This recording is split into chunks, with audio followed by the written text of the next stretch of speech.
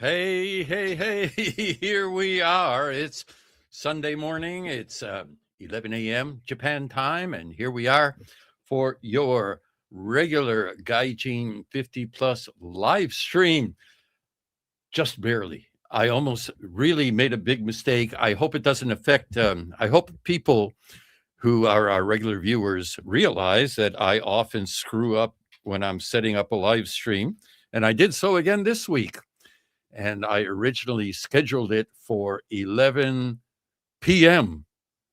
Sunday, and just before going live here. Usually, my platform counts down the number of minutes and seconds before the live stream is supposed to start. And I noticed there wasn't a countdown, and I looked and what's going on here. And then I realized that I had scheduled it for 11 p.m. instead of 11 a.m. But I got people showing up. So evidently people knew that I had screwed up and decided to show up anyway at 11 a.m. And here we are. Sorry about that. But, 11 is one of those, borderline kind of times. It kind of. It looks like AM, but kind of looks like PM. So it's pretty hard to keep straight. Sorry about that, and I'll make sure that it never happens again, but it probably will. When we have to set up these live streams, and right now I'm on break. I'm on semester break from my teaching work, which means that I'm off every day. And there we go. Oh, Lisa. Hey, Lisa. Thank you for coming in. Thank you for setting your alarm clock. Hey, Tokyo Dan. I sent that Tokyo Dan a reminder a short while ago. Nice to see you there, Dano. And like I said, when I have to set up one of these things, there are a lot of different things I got to keep track of, what day of the week it is and what time of day it is and things like that. And since I'm on semester break right now, I've lost all concept of time and date and day of the week and stuff, since every day is a get up when I feel like it and go to bed when I feel like it. And I've got this really bad habit. I tend to like to stay up really late and get up really late as well, which is okay. There's nothing wrong with that, I think. But when you get into a situation like now where I'm off and I have no way to reset my internal clock by saying, "Oh, I got to teach tomorrow at such and such a time," time starts becoming a non-issue. June Welch comes up with a pretty interesting comment here. Plutonium. Okay. Plutonium. Uranium. How's that for a good response? All right. Donnie Bob. Howdy. Chiming in from my in-laws in Minami-Soma, Fukushima. Minami-Soma, Fukushima. Hey, welcome. Fukushima, how long have you been there? Were you there for the big one? And there are a lot of little ones going on recently up in that neck of the woods. There seems to be quite a few earthquakes these days, smaller ones than what we had in the past. But, the smaller ones can sometimes lead to a big one. So good luck up there in Fukushima. And San Fran Celtic 75-78. Enjoy. Thank you very much. I am enjoying it, but like I said, it you could get thrown out of whack there, And Lisa says the old Saturday night alarm for 7 p.m. still goes off at 6 p.m. here too. Need to change it. Good, yeah, please do, Lisa. Lisa, how's your head injury and leg injury doing? I think the last time we saw you, before we took a break on the podcast, you said that you had an accident running into something like I had done, and I hope you're feeling better. Okay, good morning. Good to catch you live. Okay, Jack O'Neill, nice to have you here. I think you're a new name around here. Nice to have you. Nice to see everybody here. Okay, Donnie Bob says, was at Misawa Air Base in 2011, did search and rescue all over Sendai. Yeah, I don't know if everybody is aware of that, but the American military really stepped up to the plate there following the big earthquake they had in 2011.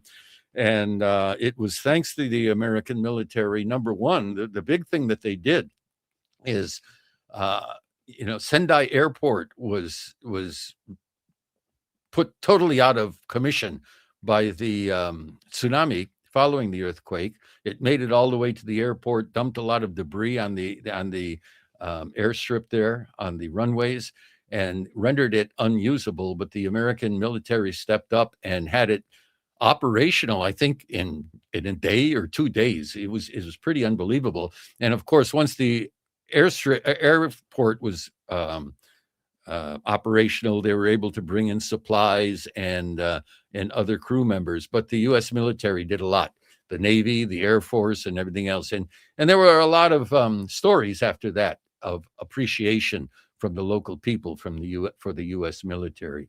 The U.S. military takes a lot of flack, but they also did a lot of good for the post earthquake. I think they called it Operation Tomodachi, which is a pretty cool name too.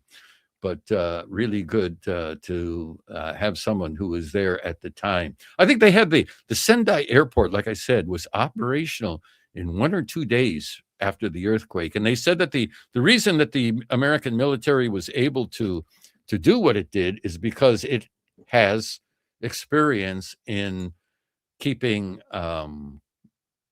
airfields that are in combat areas who suffer a lot of traumatic damage, keeping them operational. And it's because of that experience that they were able to act so quickly in Sendai. Nice to have you here, Donnie Bob.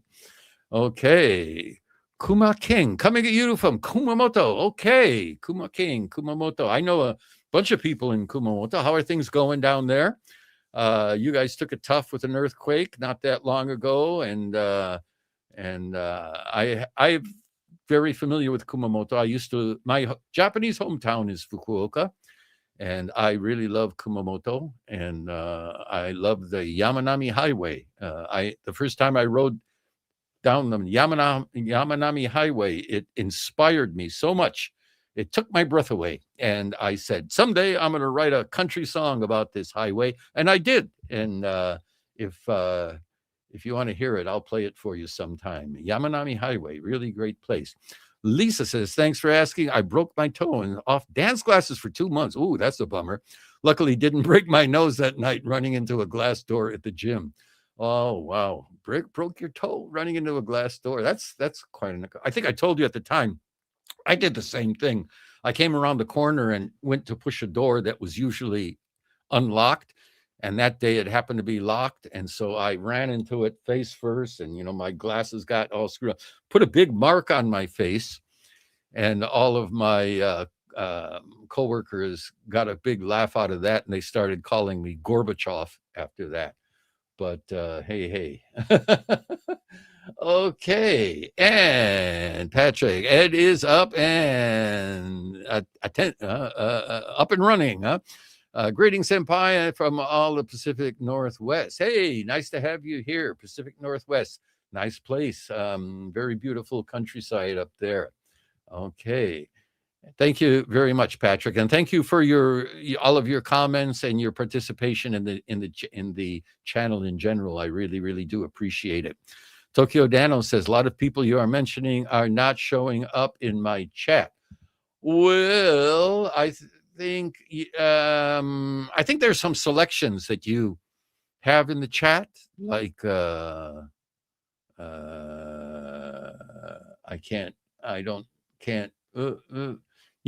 some show all or show only. I don't know. There are various settings, so you might have to check that out. I don't know what it could be. Kuma King says, still shaking every day. Yeah, that's something. I think if you're not from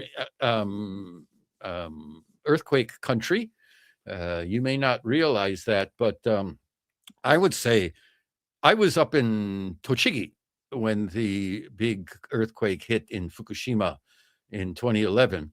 And I can remember what that was like. The shaking, the big shaking, I think it went on 11 minutes or something like that. And then it settled down and it stopped. But I remember I was standing on an asphalt parking lot, and in the soles of your feet, you could feel the land was constantly, I mean, it wasn't shaking, but it was like there was this rolling. And this went on for, I think the actual earthquake, lasted for like 24 hours or more. It was pretty amazing. The shaking does not stop. Well, I hope, Kumamoto, that they are treating you, Kuma King, that they're treating you well down there, and they're treating you better than they did the last time. Because I remember the last big earthquake in Kumamoto, and then I went down for some event down there. I can't remember how long it was after the earthquake. I don't know if it was months or a year or two. And as we drove up to Aspecta, which is near Mount Aso. And as we drove through Kumamoto to go up there were still a lot of, flattened houses and a lot of very badly damaged building. And of course, the castle was still badly damaged. So I had the feeling that the cleanup and the rebuilding in Kumamoto was a little bit slower than I remember what it was up here. Up north after the big earthquake up here. So I hope that they've got people coming down there taking care of you there, Kuma King. If you want to talk to us about it, please feel free. Okay, and San Fran Celtic, do you believe that Japan should increase their military spending, or would they be better served building better relations with their neighbors and sending that money on peaceful necessities? Good question. Good discussion question. And it's a tough question, as always. Military spending is always a tough question. Of course, according to the way we want things to be, give peace a chance, right? And that is a human desire. But then, is it possible? Are humans capable of keeping the peace without some kind of a force to keep the peace? My wife who is Japanese, she has got a thing that she always says, I tend to be, yeah, you be cool. And, why don't you trust that person? And her general comeback is, well, if that works, police wouldn't have guns and, and all of that kind of thing, which is a point. So Japan is in a pretty tough neighborhood with China nearby and North Korea nearby. China, I guess, can be reasoned with up to a point. But, China and North Korea and South Korea and other countries in this neighborhood have long memories about what Japan was like in the past. Japan doesn't have a necessarily long memory in that regard, but that's another topic. But they do have long memories, and they would not like to see Japan rearm and remilitarize, and so there is that. And the Japanese people, I'm not going to speak for the Japanese people in general, but many Japanese people also have distrust of a militarized government and too strong of a government. So Japan, I think, is moving in the direction of remilitarization up to a point. How far they will be able to get, only time will tell. And I think as time goes on and there is more distance between what happened in World War II and the present, I think there will be a greater tendency to want to rebuild their military. I won't say remilitarize, rebuild their military capabilities. Personally, what do I think about that? I think it's kind of like unavoidable in Japan's current situation, being as close as they are to powerhouses, nuclear powers like China and North Korea. Up until now, Japan was able to concentrate on more peaceful use of their national wealth, and that was because the Americans did the military side for them. but it seems like America is becoming less and less willing to do that, especially with the current administration, where everything is measured in dollars and cents. There's this imbalance. We're spending all this money. What are we getting for it? When that kind of thinking kicks in, well, I think Japan would have to start to increase its military capabilities for self-defense. Tough question. Anybody else want to chime in? Jump in. Okay. All right. Mission Silo. So will visa changes affect me? Will affect you? I am currently on permanent residence. So I'm watching that, not getting permanent residence. That's well reported, but not so much reported is what is going to happen to current permanent residents, because Japan seems to be dead set on reducing the number of permanent residents in this country. Seems to be. I don't know what they're thinking, of course. But so I wouldn't be surprised if they start cracking down on keeping permanent residents, as they already have. They've announced, if you misbehave in a bad way, like you don't pay your taxes and things like that, that your permanent residence can be revoked. There is a law already, a law or policy or rules in effect already stating that. And I think those have been in effect since April of this year. Now, the way things are now, I personally don't have to renew my permanent resident card until 2030. And at that time, I'm sure they'll take a look at whether I've been a good boy. I don't know. They may even look at this channel and say, oh, you're, good job, bad. You never know, because things are changing constantly right now in Japan.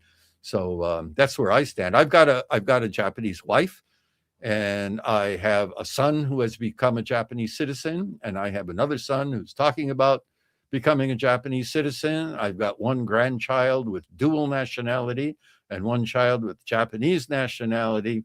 And I've been a pretty good boy since I've been here, so I don't think it will affect me the way things are now. However, when you reach my age, you realize that the only thing that stays the same is everything always changes. So yeah. So who knows? What if Takaichi and the LDP get defeated by the far right parties, and the far right people come in and really start changing things? You never know. You never know what's going to happen. So you just got to keep on your toes. But that's the way it stands right now. So Patrick, you're the man. Thank you. And we appreciate your info and style. My in-laws are down in Chiba. Dangerous rains recently. Are you okay? There you go. That I was going to mention that in one of my news stories. Chiba took it really, really tough here last week. We had strong rains in Japan, and where I'm at, I'm in Western Tokyo, which is on the opposite side of Tokyo from Chiba. And so we had heavy rain, but it was spotty heavy rain. It would rain really heavily for a limited period of time, and then stop, and then drizzle for a while, and then stop completely, and rain again. And so it was on and off. And we didn't have the torrential rain that they had in Chiba. I heard that they had 100, was it 100 millimeters? 100, I don't know, a lot of rain, like within in an hour. And there was so much rain that the sewer system couldn't handle it. And there were pictures of rain coming, spouting out. Let me see if I can find that story. I think I saved it. Wouldn't you know it? I didn't save it. So they had really torrential rain, and I think 8 people were died. There was one place in Chiba, they found a guy who was floating face down in the middle of the street. The streets, were like, a couple of feet deep in water, and cars were getting stopped, and people going under underpasses were becoming submerged. So it's really, really terrible. But that was localized in Chiba. It seems like I read a news story. I didn't read it in detail, but they were saying that some kind of a rain front, conditions were such that the rain front parked over Chiba and just kept dumping rain. And so it's been pretty terrible. Okay. Kuma King says he's been in Kumamoto since 2001. That's a long time. That's quite a while. All right. I know a very good friend of mine, a guy I've known on the internet since I had my blog back since around 2001. Hey, maybe did you watch any Japan blogs during then? Right at the turn of the century, I had a blog named Japundit. I don't know if you ever saw it, but that was me if you ever did. My friend is named John. I won't give his full name. John C. I'll call him, and he's down in Kumamoto. I've been down there once or twice. I met up with him. A nice guy from the UK. I forgot the name. The name slipped my mind. It's a big soccer powerhouse in the UK. And there was another guy who was a Manchester United fan, and Manchester United fan used to give John a hard time all the time. Maybe John's listening. I don't know. If you are, John, speak up. Yeah, Liverpool. John's a big Liverpool fan. Okay. Kuma King. All right. Kuma King says, post-Earth syndrome is real. Post-Earth syndrome. I don't know what that is. Post-Earth syndrome. Anybody know? Anybody? Or can John tell me? Post-Earth syndrome. Post-Earth. Maybe that's the aftershocks of the earthquake, huh? Post-Earth. You know, one thing that if you live in an earthquake place that has big ones like they've had in Kumamoto. Okay. It's a dizziness that can, dizziness syndrome, a real condition that can happen after feeling a major tremor or quake. Yeah, that could have been what I had, you know. What I found out is that when I first came to Japan, I was really sensitive to the smallest of earthquakes. And it used to really amaze me that Tokyo natives, an earthquake would hit and Tokyo natives would just carry on like nothing had happened. And that always used to really, really surprised me. And then after living through a couple of the really big ones here, I became the same way. A little one hits and you sit there and go, ho hum, you know, there's another one. But the big ones are something, you know, experience, you know, one experience is enough as far as I'm concerned. Okay. I don't know what that's supposed to mean. I'm not really into this kind of, but Murayama-san, thank you for coming. I don't know if you wrote something in kanji that didn't come through here, but welcome. If you're writing in some kind of code, let us know. But it's nice to see you anyway. I hope. Boy, that's terrible if they can't handle kanji in the comments. Anyway, thank you for coming. Really, really do appreciate. All right, I think Japan realizes America is now on decline. Yeah, sure. America is still very rich, and America still has, you know, a massive military and things like that. But as far as, you know, American, I don't know, spirit, morality, can-doism, sense of responsibility. Yeah, America is definitely on the decline. Excuse me, I got an itchy nose. But America is definitely on the decline. I think it's been on the decline for quite a long time, maybe 50 or 60 years. The decline has been very slow. Every once in a while, it seems to back up and then, but the American spirit. I don't know, the American, everybody on the same page kind of America seems to be on the decline, unfortunately. It's going to be interesting to see who is up next. Unfortunately, yeah. Okay. Dan says, I hope longevity takes precedence. Okay, longevity takes precedence. Yeah. Oh, okay. Okay. My hospital Wi-Fi keeps buffering. Oh, yeah. Maybe that has something to do with it. Yeah. I mean, especially when it starts getting a lot of data passing through. Mission Silo, do you do consultations via email? I have a question: how to form a professional relationship with a Japanese diplomat and maybe starting a business in Japan despite my age. As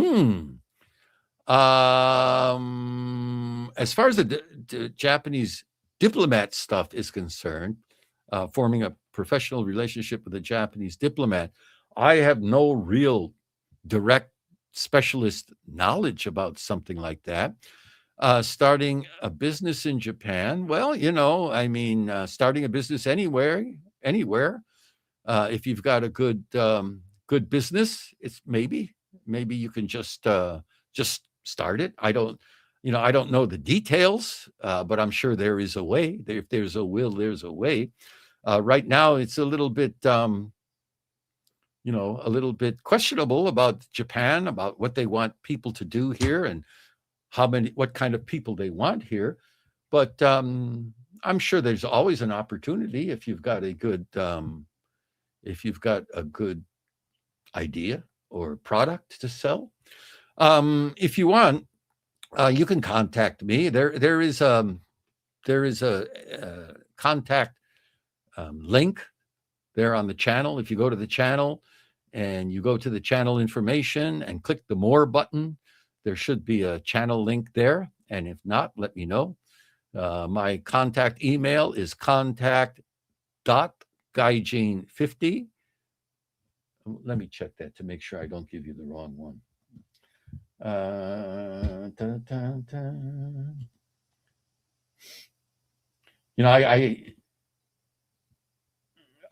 have a ton of email addresses that I use to try to keep my life in straight. It's contact.gaijin50 plus @gmail.com. So if you ever want to contact me, that's my official contact.gaijin50 plus @gmail.com. Drop me a line. I can tell you what I know. I might be able to give you a little bit of assistance, but I can't promise anything. All right. I'm in that area of Chiba. You don't get directly affected, but everywhere around us was crazy. It was over 10 hours of thunder and lightning and extreme rain. Yeah, that's the truth with a lot of these calamities and disasters. They look bad in the news, and then you contact somebody who lives in the area, but if they live in just a different area, it's not that big of a deal. People who live here probably know every time there's earthquake news, you start getting emails from people back in the States asking, are you okay? And you didn't feel a thing many times. Okay. My students used to keep reading while the building was rattling, and we teachers were standing under the door frame when I was first in Japan. Yeah, that's the way it is, right? I was in a class one time. It was a business class, and I'm talking, and the thing starts going, and this guy was reading something out of a book, and reading out loud, and just kept reading, just ignored the earthquake. And it was one of my first in Japan, so I almost lost it then and there. But yeah, you do get used to them. Mission Silo, I mean, decline means Japan can't rely on it for defense. Yes, that's true. And that actually related to what I said about American sense of being on the same page and morality and all that kind of thing. The ability or the feeling or the feeling of duty to do the right thing. There's too much, it doesn't affect me, screw it kind of thinking is on the rise. Okay, Mission Silo. I don't see Tokyo Dano, you mean? Tokyo Dano? Yeah. Tokyo Dano comes and goes. He might have dropped out because because of his Wi-Fi problem. I don't know. But he was around a little bit while ago. Yeah, some of our regulars don't show up at this time of day. Maybe they're busy with something else. But okay. Donnie Bob says, steady downturn since being taken off the gold standard and switched to the petrodollar in 1971. Yeah, I remember when that happened. Whoa. It was a wild time, until the U.S. was taken off the gold standard. We were getting 360 to the dollar. And then Nixon did his thing, and it started going beep, beep, boop, boop, boop, boop, boop, boop, boop, boop, boop, boop. And everybody was trying to get rid of the dollars and stuff like that. It was pretty wild back then. But well, we all know what the yen dollar is doing now. I wonder if it'll ever get. Wouldn't it be wild if it went back to 360? I don't think that'll ever happen. But because the 360 was just something set by the U.S. just by declaration. It had nothing to do with economics. Okay, San Fran Celtics, 75-78. I heard an expression last week that no one knew the Roman Empire had collapsed. They just noticed that the roads kept getting worse. Yeah, true. I'm not true. I wasn't there. But I can imagine that, I should say. It was the same thing with the economic bubble that struck here. Yeah, there was news that the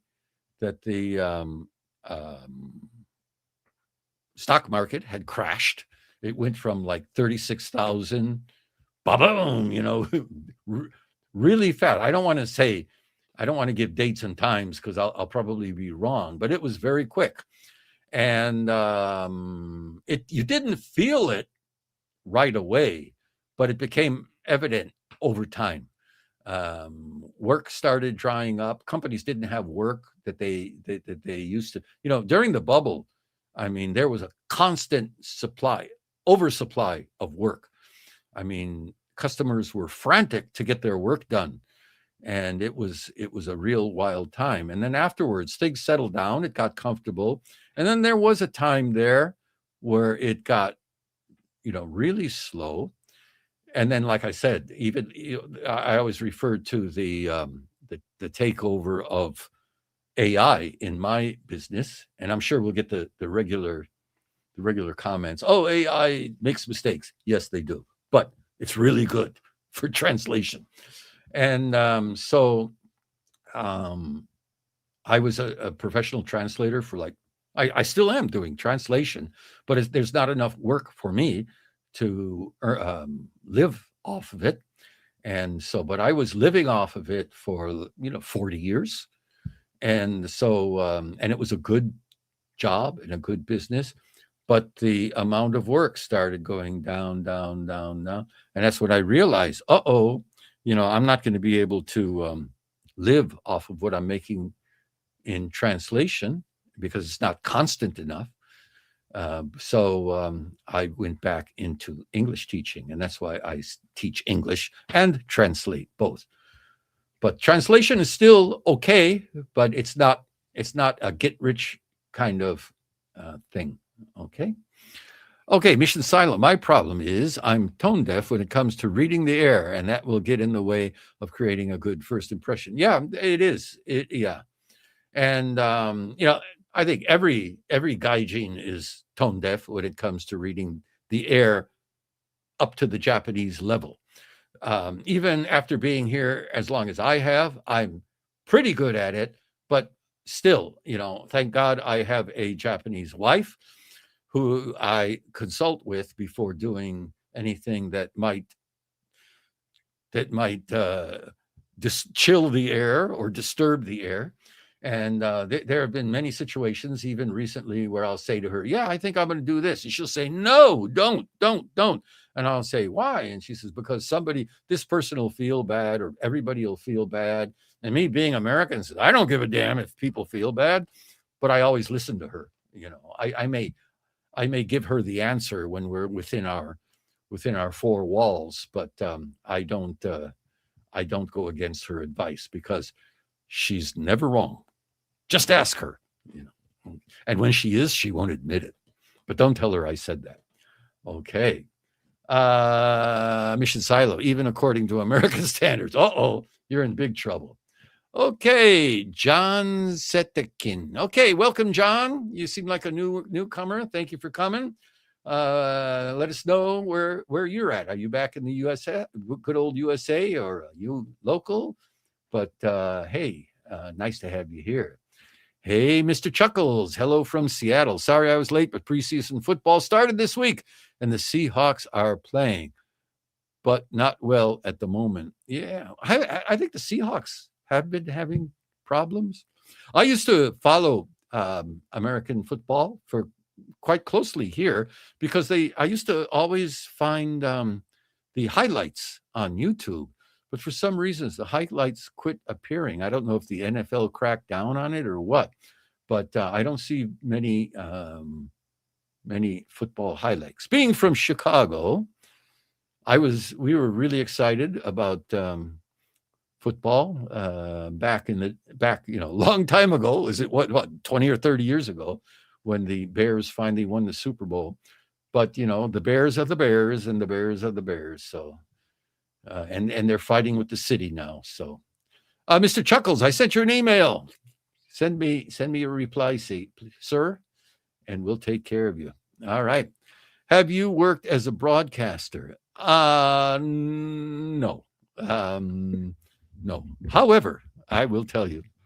I'll tell you a little story. I mean, this is kind of a thing. In my younger days, I really wanted to get into radio. I wanted to be a DJ. Like I said, I'm from Chicago, and Chicago had really wild DJs that I really loved to listen to.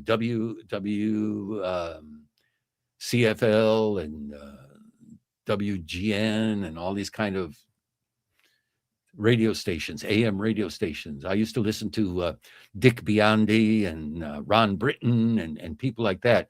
And I loved it, and I loved their style and the way they did things. And so for a while, I went to radio broadcaster school. And unfortunately, the school I was going to went bankrupt. And then I had other things interfere, I shouldn't say interfere, other responsibilities of life that I had to meet. I got married and had a kid and had to start making money, and I was here, and all the radio jobs were over there, and all this kind of thing. So I gave up on that dream, but it's always been a dream. And thank you for asking. I consider that a compliment. Thank you very much, Jack. Okay, Mission Silo is back. It's more of cultural and social skills I need guidance with. Okay, drop me a line, and like I said, either I can help you depending upon what's involved, or I can try to hook you up with someone that can. Okay. Anyway, drop me a line. All right, Gaijin Guru. Oh, haven't heard from you for a while. Nice to see you. Gaijin Guru is a regular commenter. I shouldn't say haven't heard from you, but I think you haven't been around the podcast for a while. The Guru is here, full of beans today. A young lady of 55 asked me to marry her as she wants to stay in Japan. I told her that we could move to Australia. She said no. Hey, I was thinking about that, Gaijin Guru. I was really thinking about that. There should be a lot of non-Japanese people who want to stay in Japan, who see that their only option would be to marry a permanent resident holder or a Japanese national. I'm sure I wouldn't be surprised if somebody, I mean, we're all smart enough to think of this, but I don't know if any of us are dishonest enough to do it.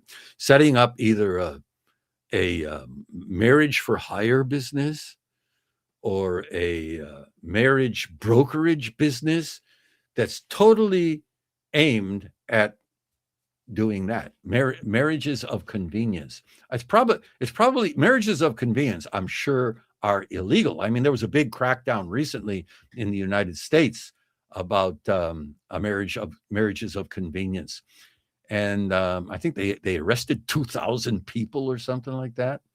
But I'm sure somebody will do it eventually. Uh, don't get any. I'm not saying, I'm not suggesting anybody do anything illegal, but I'm saying that somebody will probably do it. By the way, Gaijin Guru, did you turn her down? You never made it clear. Okay, Donnie Bob, outsourcing of our manufacturing really put a hurt on our company. My own parents lost their Silicon Valley IBM jobs in 1993. Yeah, that's something that I've always wondered about. Way back, long time ago, a long time ago, when I was started going to college in the United States after I got out of the Army. I took an economics class, and there was this guy, and he was actually a part owner of an accounting firm, so he wasn't just an economics egghead. He was a real life kind of guy, and but I loved his class. He was so good. Like I said, he was just a regular guy. And I remember the first day of the economics class, and he drew this diagram on the board, and he drew this box, and he wrote workers or people or citizens, drew a line up and over, and drew another box, and it said government or manufacturers, and did another box, and workers, and another line back, and connecting these three boxes. And he explained the basics of economics is companies make something, and in order to make them, they hire workers, and they pay workers money, and then the workers take this money and buy the products. And when they buy the products, the money goes back to the manufacturer, and the manufacturer makes more products. And he said, and this is the way an economy works, that there's this recycling of the money from the manufacturer to the workers, and the workers buy stuff, and then now with the global economy, and you've got manufacturers in another country, and they sell their stuff, and then people pay money, and the money goes to the overseas. How does it get back to the people in the company who bought the product? So this is always, I'm not an economics guy. Maybe somebody can comment, but I've always wondered about the wisdom of outsourcing or overseas sourcing. Yeah, some people, you got these people, not gaijin gurus, but you've got these gurus who will tell you, yeah, you got to keep growing, and you got to keep, increasing sales. And in order to do that, you got to minimize costs. And in order to do that, you got to say, yeah, okay, numerically sounds good. But sociologically, what does that do? I often wonder about that. Now, I don't know if it's possible anymore to cut off an economy from doing what they're doing, but I've always had that in my mind. Yes, okay, Mission Silo.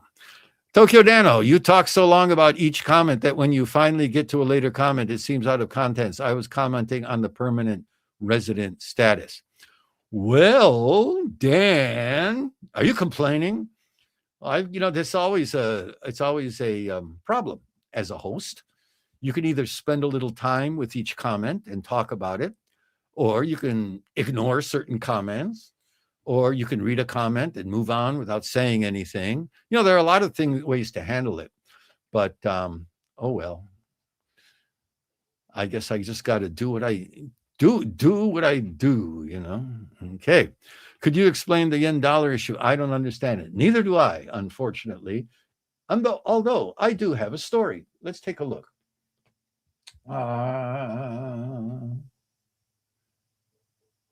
Where did that go? You know, this is terrible because I had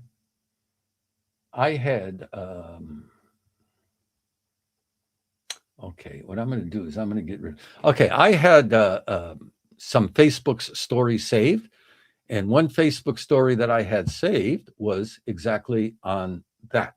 It was on the dollar. Oh, I know why I didn't save it, because I'm thinking about doing a video.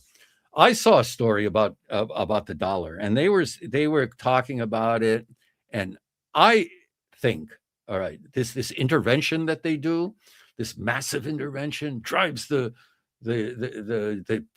yen up and the dollar down. I don't think that ever works, because the market is the market, right? And you know, you can intervene, and intervention will cause a momentary change in the market, but the market goes back to chasing whatever is the best deal for the people in the market. So the facts are, you can borrow dollars in Japan at low interest rates and send them over to the US at high interest rates and earn more money. And that's period. That's it. And intervention will put a blip in there every once in a while, but it doesn't change the realities. Some people are saying that this means that Japan will be forced to raise interest rates. When they raise interest rates, Japan's got this massive debt. What is it? 2 times or 2.5 times their GDP. So if the rates go up, they're going to have to pay more to service that debt. And it's going to, you know, so all this kind of stuff. I mean, if there's an economic expert out there, let us know. But that's the way I understand it. And until Japan does something drastic to address their situation, I don't think that there's going to be much change. It may even go higher than 160. Who knows? Unless Japan starts raising interest rates, which is, you know, raising interest rates for Japan as a country is not good, because their servicing of their debt becomes more expensive. But like for us, for people, you get higher interest on your bank accounts. However, Japan, it's in Japan's interest to get Japanese people who have a lot of money in interest in bank accounts. They want to get their people to pull their money out of bank accounts and start investing it. But if the interest rates go up, they'll be more prone to leave it in the bank. So it's beyond my comprehension. Good day, y'all. Time to join the Obon traffic jam back to our home in Chiba. See you all next Sunday. Okay, Donnie Bob, thanks a lot. Yeah, we're in the Obon holidays for you and the people in the U.S. Somebody asked me to explain what is Obon the other day, and I just told the guy, oh, it's Japanese Halloween, which is kind of like a joke. But if you look it up on online, I'm sure you'll be able to find out a lot of information. Obon, O-B-O-N. Look it up and you'll be into it. My wife is not here right now. That's why it's so quiet. But she's back home in Kyushu with the family for Obon. Good luck with the traffic. You'll need it there, Donnie Bob. See you next time. Okay, Mission Silo. For 35 years, people borrowed money in Japan at 1% and bought U.S. debt, which paid 5% interest. There you go. Gaijin Guru is a guru. It was easy money until recently. Okay. Wise man. Okay. Thank you. All right.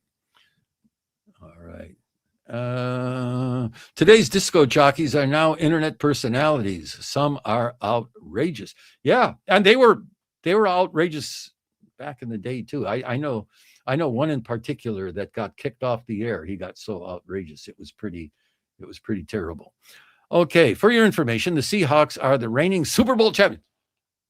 Well, shut my mouth, right? The preseason means very little as some of the starters didn't play. My apologies there. See, they took away my highlights, and so I don't know. I know jack about the NFL anymore. Thank you for letting me know. I must have been. Oh, maybe I was thinking of the. Maybe I was thinking of the that Texas team, the Houston, not Houston Oilers, the Dallas Cowboys. Maybe I was thinking about them. Sorry about that. And sorry about thinking of the Dallas Cowboys instead of the Seahawks. Congratulations on your Super Bowl. Okay, there is only one sport that matters, and that sport is sumo. Yeah, sumo's getting pretty interesting. They've got that, I guess he's a Ukrainian guy who won the last tournament. Sumo's very interesting. You got to follow it, though, because sumo's like professional golf. You know, the guy who's number one today may be not be number one in a couple of months. You know, it's constantly in flux. So, but it's really interesting. Yes. And Willie asked, Kamasami Kong still there in Japan? I think he's around. I see something from him every once in a while. He's not as ubiquitous as he once was. Tokyo Dano is a personal friend of Kamasami Kong, so he might be able to say something about that.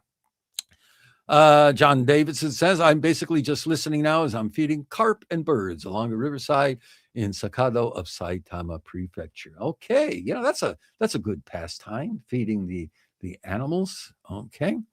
I replied to your email the other day. Oh, that's on me. Let me know if you didn't receive it. No, it's probably me. That I don't watch that particular email address as much as I should, or it might have gone to the spam or trash or something like that.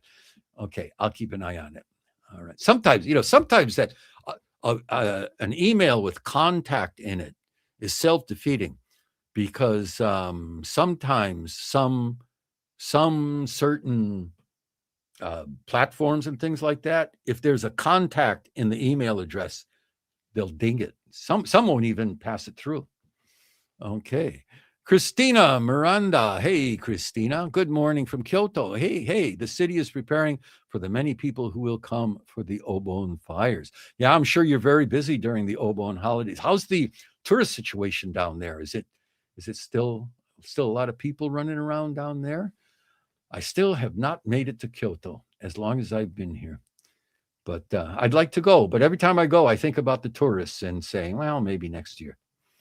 Okay, Gaijin Guru says, I'm scared of the spousal visa. Me too. It's the most dangerous visa. If your spouse dies or changes her mind, your visa ends. It's a legit relationship. It's going to be a yes, but we need compromise. Yeah. I've thought about that myself. My spouse and I are pretty tight, so I don't think she'll ever jump ship. But you never know, huh? The guy is the last one to know, you know. But anyway, I've often thought, what if my spouse passes away? What happens to my visa status? I mean, that's kind of a selfish way to think. Of course, her passing away would be a calamity too, that in itself. But I have thought, I wonder what happens to my visa then.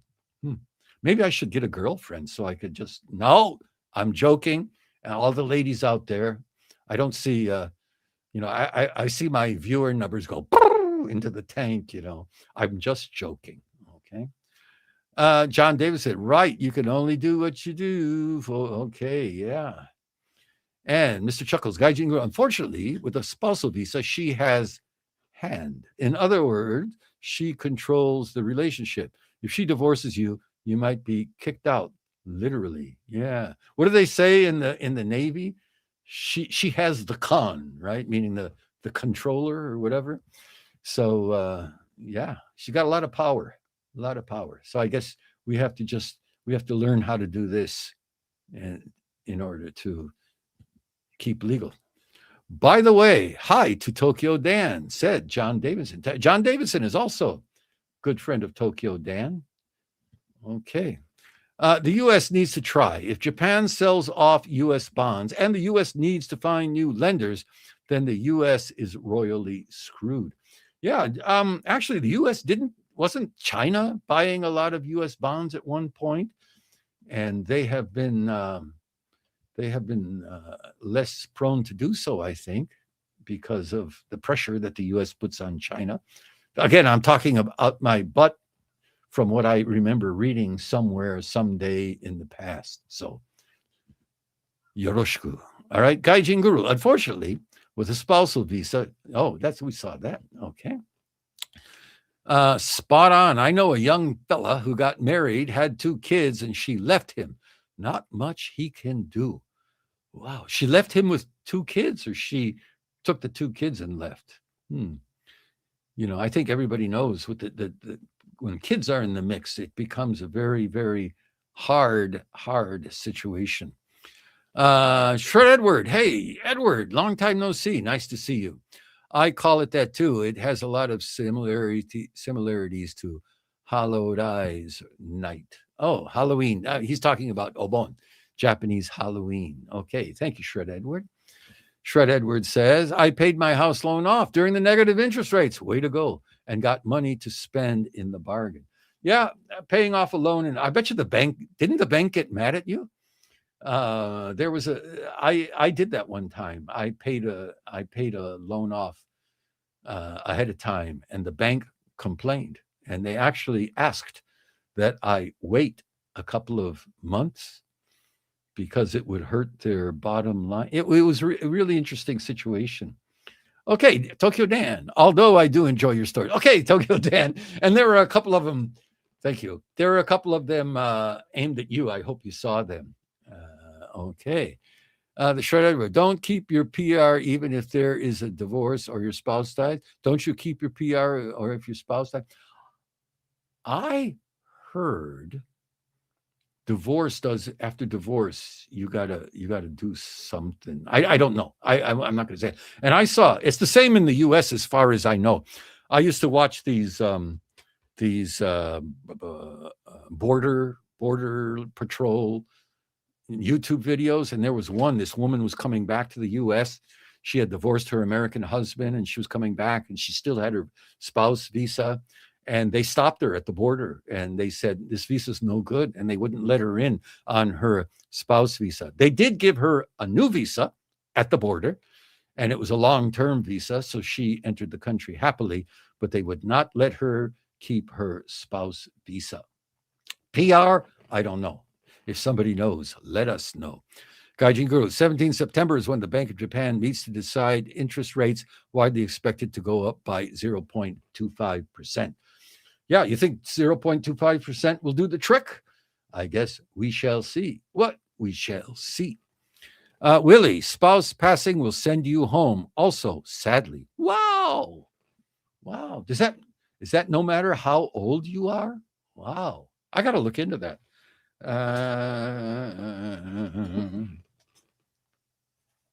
Spouse, visa, death. I should quit wondering about it and look it up. Okay. Tokyo, we got a Tokyo girls. Okay. Oh, look like a couple of good Tokyo girls there in your avatar. Greetings, everyone. I'll be moving back sometime in the next few years. Semi-retired, probably split between Japan and Canada, USA. Good. If you've got the money and you can afford it, do it. And that may be the best way to do it. I heard that some person made a video about that, saying that the best way to handle living in Japan is only stay here 180 days of the year and spend the rest of the year in another country, maybe the US or Canada or another nearby country.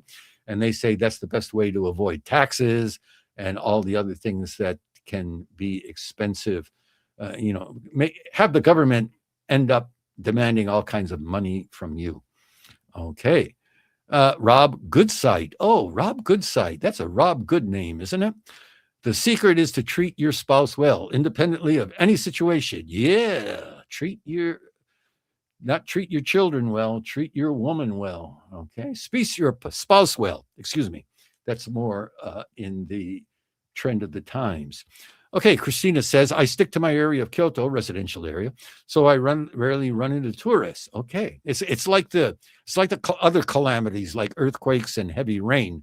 Most of it is local. You get out the bad area and you don't notice it. However, if you do come to Kyoto, I would love to meet you and take you places that most people don't go. Christina, I may take you up on that. If you don't mind, Christina, would you please send me an email at contact.gaijin50 plus@email.com. That's my contact email. Just drop me an email so I'll have your email, and let's get together. I've been thinking about going down there because there's one particular location that caught my eye, and I'm thinking about going down there to visit that location. And when I do, let's get together. Let's have a bite or have a coffee or whatever. Okay, Christina. Good, thank you. All right, Mr. Chuckles, I would think that if you get permanent residency, you should be okay to stay in Japan if you eventually divorce. That is how it works here in the USA. So work on PR if you want to stay in Japan. Okay, we'll look that up too. Divorce. Those are good questions. Like I said, I don't, I was raised during the time before divorce became as popular as it is today. So I don't think about divorce. But the death thing is in the back of my mind always. ERS 5072. Everybody is selling off U.S. bonds. The petrodollar is pretty much over. Not looking too good for the U.S. these days. Yeah, there are probably plenty of people preaching doom and gloom for the U.S. and for Japan in the future. But we'll see. Okay. You never know what's going to happen. All right. Mr. Chuckles, I have permanent residency in the USA. I'm Canadian, but divorced from American wife 10 years ago. I've never been asked to leave. LOL. Oh, maybe you're an illegal alien. Wow. No, I'm only joking. Okay. All right. Canadian and American I wonder if that counts as a international marriage. Of course it does on paper, but okay. Good to know, Mr. Chuckles. Okay, Patrick says, suddenly everyone is buying our Okusan Tachi flowers tonight. Okusan Tachi flowers. Suddenly everyone is buying our Okusan Tachi flowers tonight. Okay. Are you okay? All right. Am I missing something? Are you selling flowers or am I missing something? Let us know, Patrick. Shred Edwards says, I would definitely spend the summer. You got that there, right? The summer in Japan is not very enjoyable. It's very hot. And, I was thinking about that the other day. Not that I'm getting ready to move, but you're here in Japan. You've got the very hot summers. And here's for you who aren't in Japan. Here is, I don't know if this will go through. Here is the weekly forecast. And look at all that rain. It's almost like we're in the rainy season. Okay.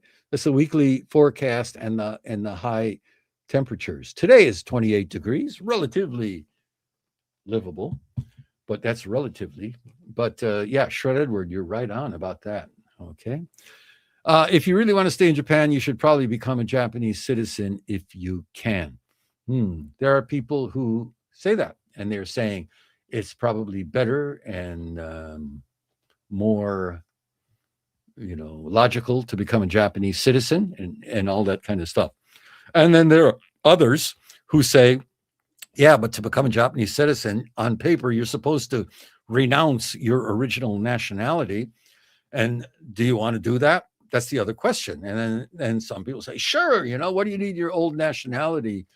And some people say, well, I'd like to keep that option. Japan is located next to China, next to North Korea, and there is this bubbling up of anti-foreign sentiment. You never know how far that will go. And, if just because you have a Japanese passport and somebody looks at you and your round eyes and light colored hair, And if you take out your passport, say, see, I'm Japanese. Will the people who think that way say, oh, okay? Who knows? I don't know. Okay.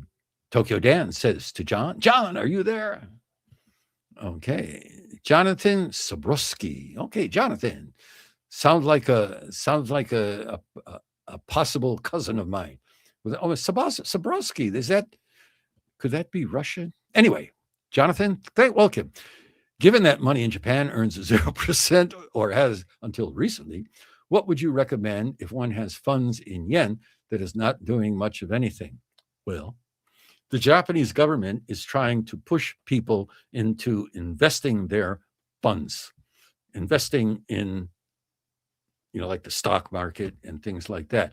They created their new, I forgot what the name is. They've got some kind of new thing that if you are Japanese, or if you've got a certain visa status, you can invest the money. It's like a 401k or something like that. You don't have to pay taxes on it. And until you don't have to pay taxes until, I don't know. I don't know what the details are, but there is such a vehicle in Japan. There are index funds. There's the Topics Index Fund. There's probably a Nikkei Index Fund. There aren't really mutual funds per se, like in the American sense that I know of, but they're always trying to get people to invest in non-bank investments. And so you might look into that. If you go in to see a broker, I'm sure that they'll tell you and they'll try to sell you what's profitable for them. Watch out. But yeah, there are vehicles available, and evidently some people are making money. Japanese stock market looking pretty good these days. But be careful. All right. Sorry, I couldn't say something more exact. If anybody else wants to chime in, please do.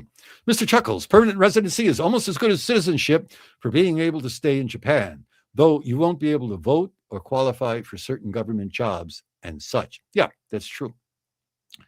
That's true. No voting, but yeah, would you want to vote? Is voting that big a thing to you in Japan? I don't know. I'm not going to say one way or the other, because there are strong positions on both sides, and both positions are valid, I would say. Sorry for being so wishy-washy. Japan Gambler Diaries. Hey, good to see you back. Welcome back, Elvis, past 49 years ago today. Welcome back. Elvis passed 49 years ago. Do you remember where you were when you heard the news? I don't remember exactly where I was, but Elvis is a guy I respect a lot. I was never an Elvis fan when I was younger. I was of that era, but then the Beatles hit, and when the Beatles hit, we chucked away all of that rock and roll era stuff. And so I never listened to Elvis. I used to think, Elvis. But my wife was a big Elvis fan. And when we started dating, we were down in Fukuoka, and we were in the movie theater district. Let's go see a movie. And there was a movie, Elvis on stage, I don't know, Las Vegas or something. And she said, I want to go see Elvis. Now I said, Elvis, I am going to see Elvis. But as you know, when you're young and with your girlfriend, your cute little girlfriend, and she says, I want to do this, there's only one answer, and that's okay, So I went to Elvis. I thought, yeah, I'll bite the bullet for a couple of hours for the sake of my cute little chickadee here. And so we went to see Elvis, and my jaw dropped. It was one of the most entertaining few hours that I had spent in a long time, and I became a big later Elvis fan. And I still like Elvis to this day. In fact, next year, I'll be doing a joint live performance with an Elvis impersonator, a Japanese Elvis impersonator. Now, before you start rolling your eyes, When somebody invited me to see this guy the first time, I thought it was an American Elvis impersonator, and then we got to talking, and I found out this guy was a Japanese Elvis impersonator, and I rolled my eyes and I thought, oh God, this should be horrible. But I went anyway because the person I was going with was a good friend, and I was just being nice. So I attended, and again my jaw dropped. This Japanese Elvis impersonator sounded like the real thing, and he was dynamic and interesting. He talked, his patter was good. It was in Japanese, but his, he had the whole place rocking, and there were a lot of people there. And so we did a joint live performance early this year, and we're going to be doing another one early next year. Elvis, love Elvis, right? One of the greatest, smartest people I've ever heard give an interview. Okay. Jack O'Neill said, divorce generally does not affect PR status itself, but it is not conditional, and it is not conditional on remaining married to the Japanese national. Okay. PR status is not conditional on remaining to a Japanese national. Okay. We'll check that out. Thank you for letting us know. Okay, Patrick, just saying, with all the talk of a divorcing Japanese spouse, get dudes deported. Maybe smart for everyone to buy flour. Oh, thank you. Thank you. Thank you. Okay. Yeah, buy flowers for the missus. There you go. There you go. Good idea. If I suddenly showed up with flowers for my missus, she wouldn't say, oh, thank you, honey. She would look at me with one of those looks and say, what happened? We've been married a long time. Okay, Jack O'Neill, Akita International Association. Okay, Akita International Association. Put your yen into hard assets. Okay. That might be good advice at this point in time. But try to talk your Japanese wife into that and see what happens. Shred Edwards says, I'd invest in physical gold. Good advice, I would say. ERS 507, learn how to invest on your own. It's not rocket science. Yeah, it is. Yes, it is. Okay. Yeah, you gotta get out there and do it, right? Just do it. John Davidson says, I'm at least half, maybe a quarter here, not feeling too well recently, not too bad either. So he's only a quarter there, Tokyo Dan. Jonathan says, I have tried to open an account at several brokerage firms, but always get rejected because of U.S. laws on foreign bank accounts. Okay. Oh, you're in the U.S. trying to invest in Japan? That's, yeah, Japanese banks. It's not just U.S. Oh, U.S. laws on.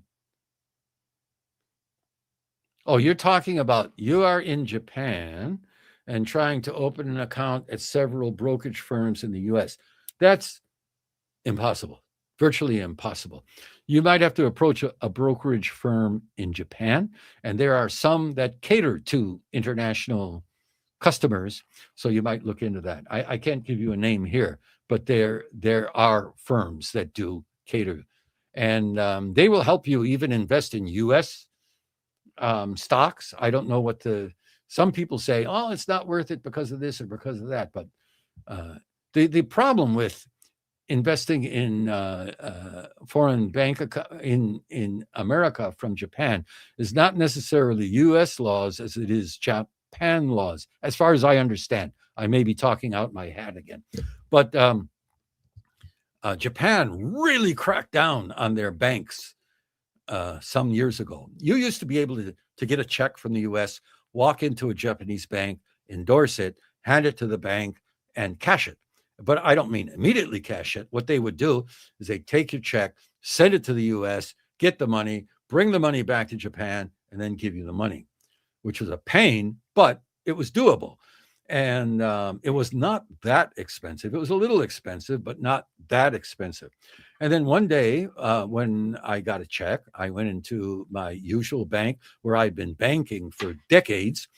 And I said, "Oh, I want to cash this check." And they say, "We don't cash checks anymore. We don't cash checks from the US anymore." And I said, "Why not?" And they said, "We just don't." So I said, "Well, screw you. I'll go to another bank." Every one of them said, "No," refused. So I opened an account in a bank called Prestia, Prestia. And Prestia caters to the foreign nationals in Japan, and they would continue to cash checks. There was a 5,000 yen check cashing service charge, but still it was worth it. And still it was, you'd endorse the check, give it to them, they'd send it abroad, your money would come back. It would take a couple of weeks, but still it was doable. Then I got a message in my email from Prestia, says, if you have less than 10 million yen in our bank deposited in your bank account, we will charge you 20,000 yen to cash a check. So that's what, $150. So they quintupled the check cashing charge at a stroke of the pen. And so it's become very hard to cash a check here. And as far as if you want to move money from an American brokerage account to a Japanese bank account, virtually forget it. It's horrible. It's a nightmare. But I won't go into that. John Davidson says, "Hey, Dan." Shred Edwards says, "The dancing Elvises are still dancing in Ueno Park." Dancing Elvises in Ueno Park. Knew nothing about that, but I might check it out. Ueno. Elvis. Really good to have you back here, Shred Edward. You're coming up with some good stuff. All right. Tokyo Girl says, "I was teaching in junior high school in Japan in 2009 when Michael Jackson died. I was surprised how many Japanese teachers were affected by the death that day." Really? Wow. I remember Michael Jackson. Yeah, that was pretty premature, wasn't it? The famous people seem to check out pretty quick. Okay. 2009. That's a long time already, huh? I worked out that if I retired in Japan, I would need about 300K per month to live. That's 72 million for 20 years.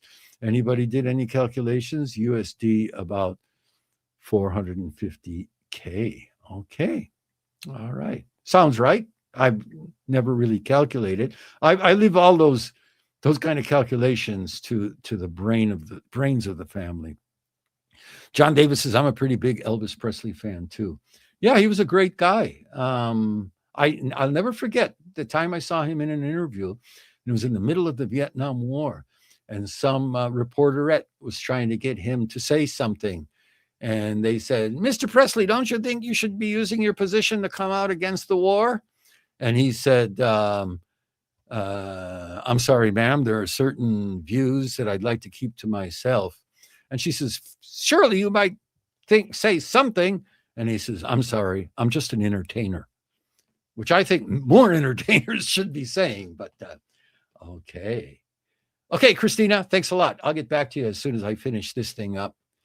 Okay, we'll keep going as long as this chat keeps going. This is fun. I've got a whole bunch of news things that I prepared, but we could just leave this at chat. This is fine. I'm enjoying the hell out of this.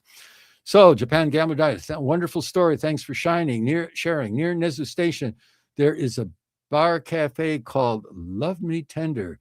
A great place. You would like it. Yeah, Nezu Station. Nezu. I guess they do a lot of Elvis stuff, huh? Years ago, well, I'll give you an old guy story. Years ago, the coffee shops were almost always long ago. Almost all coffee shops had a theme, And that was in the days of the big LP records. There was no MP3 or anything like that. And coffee shops, every coffee shop was themed, and all of them had really expensive sound systems for their vinyl records, big speakers and nice turntable and things like that. And, there were like CCR, and they'd play nothing but CCR or rock and roll, jazz, all kind. And still there are sub-themed coffee shops. But back then, almost all coffee shops were themed. And also drinking places. There are a lot of drinking places. The drinking places back when I came here, the bars, a lot of them were even the horizontal bars with people in back, but there were also a lot of horseshoe shaped bars. And there was a shelf always behind the bar. And on the shelves, there would be the jackets of albums, and there would be albums. The record would be inside. And as you're drinking, you could call over one of the bar girls and point to the jacket of the album you want. Hey, play that one, and they'd put it in the lineup. And when it would come to that turn, they'd put it on there and play the whole album. And it was really cool. I listened to a lot of CCR back in those days, and Beatles. The Beatles were very popular back then. So Love Me Tender sounds like that kind of a place. I might go check it out. Okay. Thank you, Japan Gambler Diaries. Are you winning these days? Losing? How you doing? Breaking even? What's a hard asset? A hard asset is an asset, I think, unless somebody wants to correct me, that I don't know what it's like real estate, but the hard asset is like an asset that's not money, right? I think. Okay. You can't go out and spend it. Maybe that's the easy definition, but I'm sure Gaijin Guru, somebody else will answer your question shortly. My Japanese wife is an incredible investor. Look into Ms. Watanabe. Is that right? Watanabe? Watanabe? Okay. Not bad. Okay. I was teaching that morning. He died too. I still remember that morning. Okay. The one that keeps in my mind is John Lennon, right? John's comment didn't show up. Well, maybe he was censored by YouTube. I doubt it. But okay. Willie says Japan taxes may be problematic in directed U.S. retirement accounts. Yep. Japan taxes. Yeah. Okay. Imagine what MJ would look like if he were still alive. Yeah. I wonder if he'd have a nose. Yeah. Maybe, yeah. Physical property is anything you can physically own. Everything from art to vintage level blue jeans to musical instruments. Yeah. Okay, that's physical property, but he was talking about hard assets. Would that be included? Is that necessarily included? Instead of sitting here, I'm going to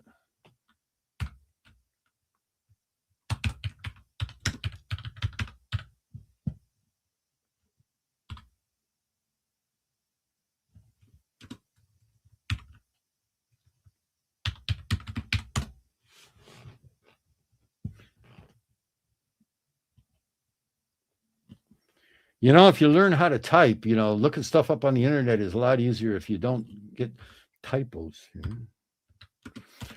Isn't that, you're trying to look something up, you hurry up and type it, and it gives you something. They don't exist in the world as material objects or property. Okay, that is the same thing as Shred Edwards said. A hard asset is a physical, tangible item with an intrinsic value. Unlike paper or digital investments, hard assets can be touched, seen, and utilized directly. They are widely used by, they have intrinsic value. Okay. All right, let's get back here. I'm working between two machines, so I get lost sometimes. Mr. Chuckles says, hard asset. Okay, there you go. Hard asset is a physical, tangible item that has intrinsic value. Think real estate, precious metals, commodities, et al. Thank you, Mr. C. Hard assets are stocks, precious metals, crypto, real estate, and thank you again. I don't know about crypto. Yeah, crypto may not be a hard asset. Okay. It might be an intangible asset. Okay. All right. Well, we're running out of comments here. You want to go to the news? We got a lot of time under our belt. We could spend a little bit longer till we see what's going on. Let's take a look at this one. This one caught my eye because it seems to be counterintuitive to what we are talking about all the time. Let me see if I can pump up the, nope, doesn't work. How about doing this? Pichoom. So Japan wants 50,000 skilled workers over the next 5 years to boost jobs, education, research, and business. Okay. And I don't know if you can read that text on the side, so let me read it for you. Japan have launched a new resource exchange action plan targeting the exchange of over 50,000 skilled workers in the next 5 years. Now, this is an exchange plan. I wonder, people are saying that Japan wants to get the benefit of workers without having to put up with the responsibility to take care of them later. And if this is an exchange program, the plan includes sending 50,000 skilled professionals and young talent to Japan while expanding opportunities for students, researchers, interns, startups, and business professionals. It also focuses on Japanese language education, talent mobility, and stronger industry-academia partnerships to make it easier for workers to study and work in Japan. To me, that's really, I think everything we've seen recently is talking about how Japan wants to keep people from coming here. And now it looks like they're trying to get more people to come here. What do you think about that? Okay, Mr. Japan Gambler Diaries tells us, I've been doing well. Today I have my money on the Sapporo 8th race. I love theme bars. The most unique is in Honatsugi, called MacArthur Bar, dedicated to the General Douglas, and they play old 78 records. Oh, theme bars. Okay. I thought you were talking about, that was the name of a horse. Okay, Honatsugi. Now, Honatsugi, it makes a mistake. It makes sense because that's right near a big military base, American military base, Atsugi, MacArthur Bar. And they dedicated to the General Douglas. Yeah, that might be interesting. Old 78. When I was in Fukuoka, and this is long ago, this is before I was married and stuff like that. And I used to go to a bar that was in Nakasu in Fukuoka. Nakasu is the drinking district of entertainment district of Fukuoka. And it was a kamikaze bar. And I don't know how I went there the first time. I think I was just and stumbled into there by mistake. But they had all kinds of pictures and stuff like that, and all kinds of different paraphernalia there. And I went there a lot of times because it was cool. They were very nice, treated me very well. Didn't never gave me any hostility.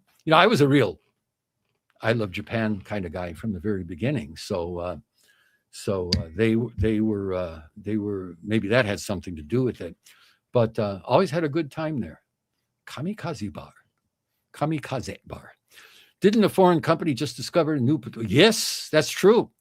And it made me laugh, Willie, because why did it take a foreign company to do that? Here's Japan in this dire economic strait, and they have to find new ways to do this and new ways to do that. And they're trying to promote Japan cool and Japan manga. But a foreign company comes in and deposits and finds gold deposits down in Kyushu, in Kagoshima, and way up north in Hokkaido. Why couldn't a Japanese company do that? What's going on, Japan? What are you doing? Okay, I hope it works out for them, though.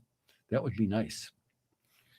Shred Edwards says, Ed would be amazed how much his old blue jeans from his youth are worth today.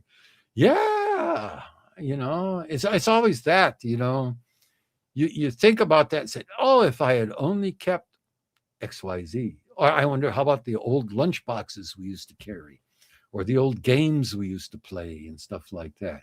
But you never think about that. You could look around now. Well, what's going to be a hit 50 years from now? I don't know. Okay. You can trade in your U.S. retirement accounts tax-free. You can trade in your U.S. retirement accounts tax-free. In Japan?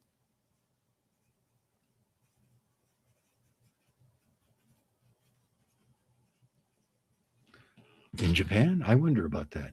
I don't think Japan tax-free is in the even exists within the Japanese language lexicon. Okay, Willie says Japan is too cheap to hire talent. Could be. Even Japanese workers, they don't. You wonder sometimes, wages here. No, we don't have anybody. There's a shortage of labor. Yeah. Why don't you try paying more?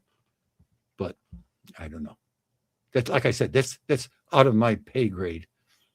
Maybe that's why I'm not paid enough. They want the fruit pickers and not the yuppies. Bing bong, bing bong, bing bong. Okay. In other words, they want to make the same mistake as America and Europe and get cheap labor. Yeah, that's what they're trying to do, of course. Cheap labor and without the headaches. That's the goal. What they say? Yeah, okay. You only have to pay taxes in Japan when you pull money out of your U.S. retirement accounts.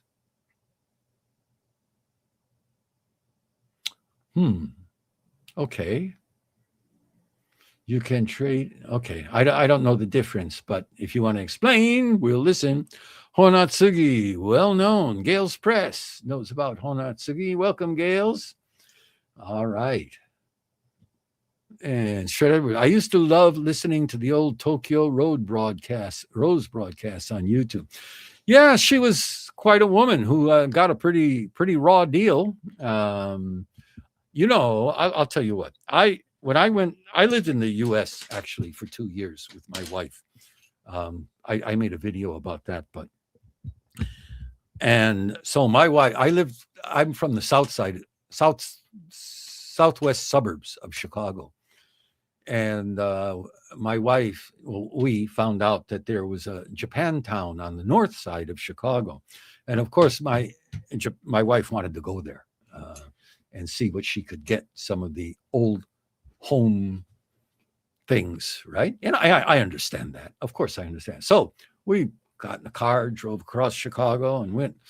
And, it wasn't a massive place, and it wasn't as full blown as Chinatown would be, but there was a Japantown. And there was this one shop that we went into, and my kid was still very small there. And there was this old woman sitting there behind the register on a chair, and she took a shine to my kid, and she, kawaii. And, my wife was enjoying talking to her. And I found out later that that woman was Tokyo Rose. She was very nice to me and my wife and my kid. She didn't say, I'm Tokyo Rose. We found out later that that's where Tokyo Rose was working. By the way, as a side story to this story, we went to one shop that had Yamaimo, and my wife bought one about this long. And if you know, Yamaimo is like a straight tuber, and it's white, and you shave off the outside, hairy, dirty part, and grind it up, and it produces this mush, and you put it on gohan with a little bit of shoyu, and I swear tears came down my wife's face as she ate that later that evening. She was so happy to have it. And this little piece, it was about this long. It wasn't even a foot long. And I paid at the time $5. And that was in the early 70s. $5 was a big amount of money to pay for a root, But yeah, she was. But anyway, while I was there, I was working at my father's company, and we happened to be out for lunch with this other company's people. And that this company also had two sons working there, and they were about my same age. And I, when you get to reach a certain age, young adult, you think, oh, everybody thinks the same way I do. Big mistake, by the way. But anyway, we're sitting there in the lunch, and word came through that President Gerald Ford had given a full pardon to, I think her name was Tokuri Tokuri-san, Tokyo Rose, for what had happened in World War II. And this came up in the discussion, and these two guys said, screw her, look what she did during World. They should hang her from the highest tree. And I was really shocked at that time. I just sat there going, well, okay, But anyway, that's my Tokyo Rose story. Sorry about that. I met her, Shred Edward. You should have told me. I would have said hello. No, of course. That's long before I knew Shred Edward. And she's long passed away. Okay. Coming late. Taxes sounds like useful topic. Yeah. Taxes are a pain. Although there are different ways to handle taxes in Japan. One is to get somebody to do them for you, like they do in the United States. And another, if you gather all of your paperwork and you go to the Tokyo tax office, they will help you fill out your taxes on the spot right there. And they're all experts and very friendly, very nice.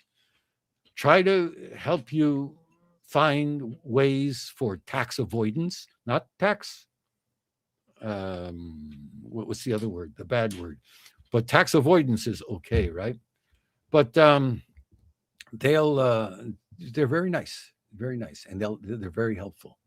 So there are two ways you can file taxes in Japan. I met a kamikaze pilot once. He was set to fly, but the war ended. Yeah, Lisa, I've met people like that. Yeah. And, I knew a guy in Tochigi, and his father was, shall we say, a kind of one of the type of people that fly under the radar, so to speak, so to speak. I mean, he wasn't that bad, but he was a man of social distinction and influence and power.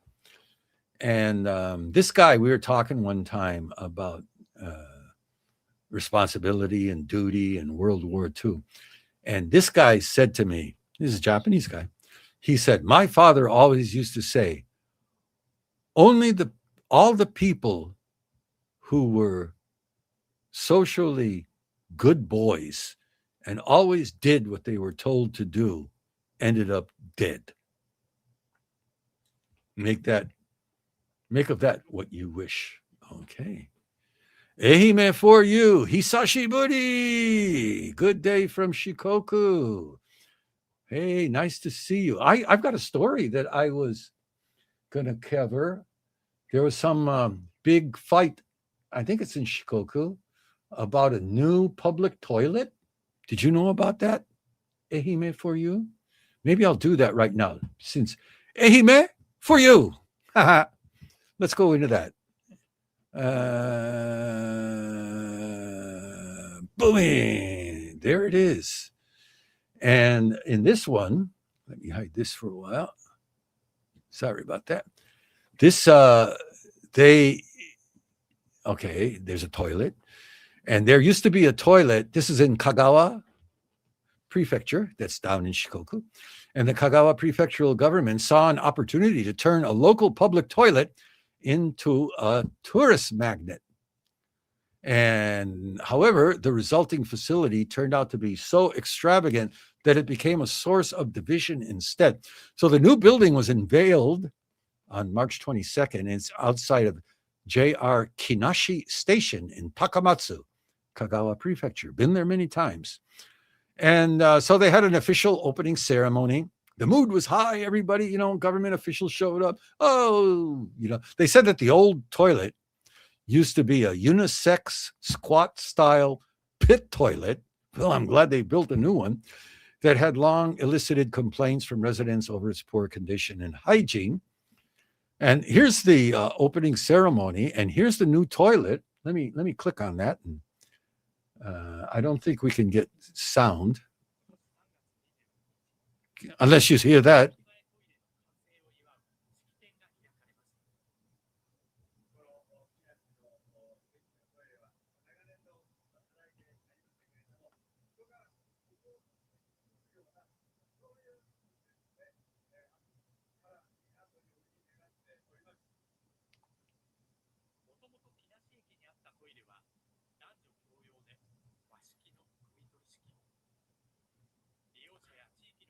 Okay, that's enough of that. But anyway, it was a big deal.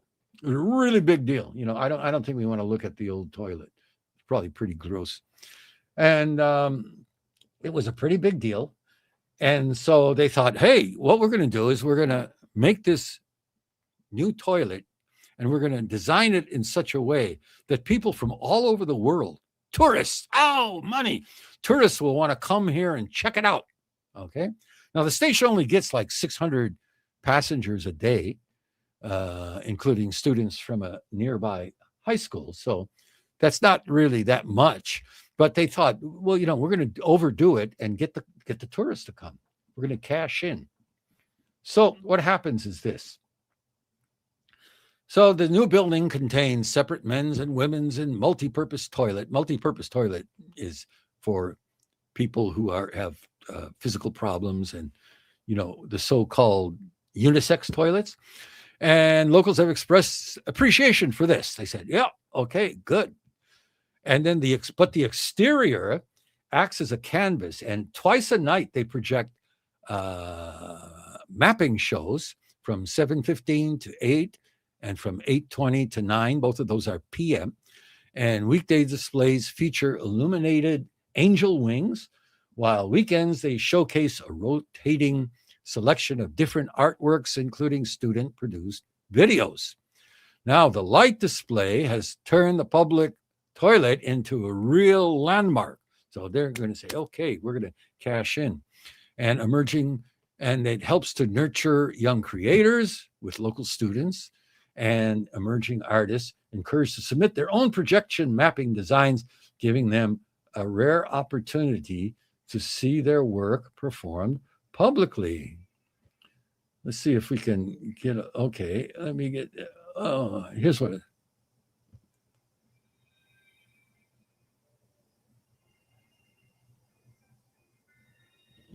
Okay, I don't know if that's enough to get people from all over the world to come, but it's better than they used to have. Officials hope that the unusual attraction will encourage more people to come stop by the area. As Japan's leading producer of pine bonsai, Kinashi already attracts international visitors interested in the local craft. So it's hoped that the word of the unique building will spread amongst overseas travelers, helping to bring more tourism to the area. No, that's pretty cool. All right. Now, despite these admirable goals, there's a catch. There's always a catch, and there's always, and this one is a big one. This new toilet costs 100 million yen. Now, 100 million yen is like over $500,000.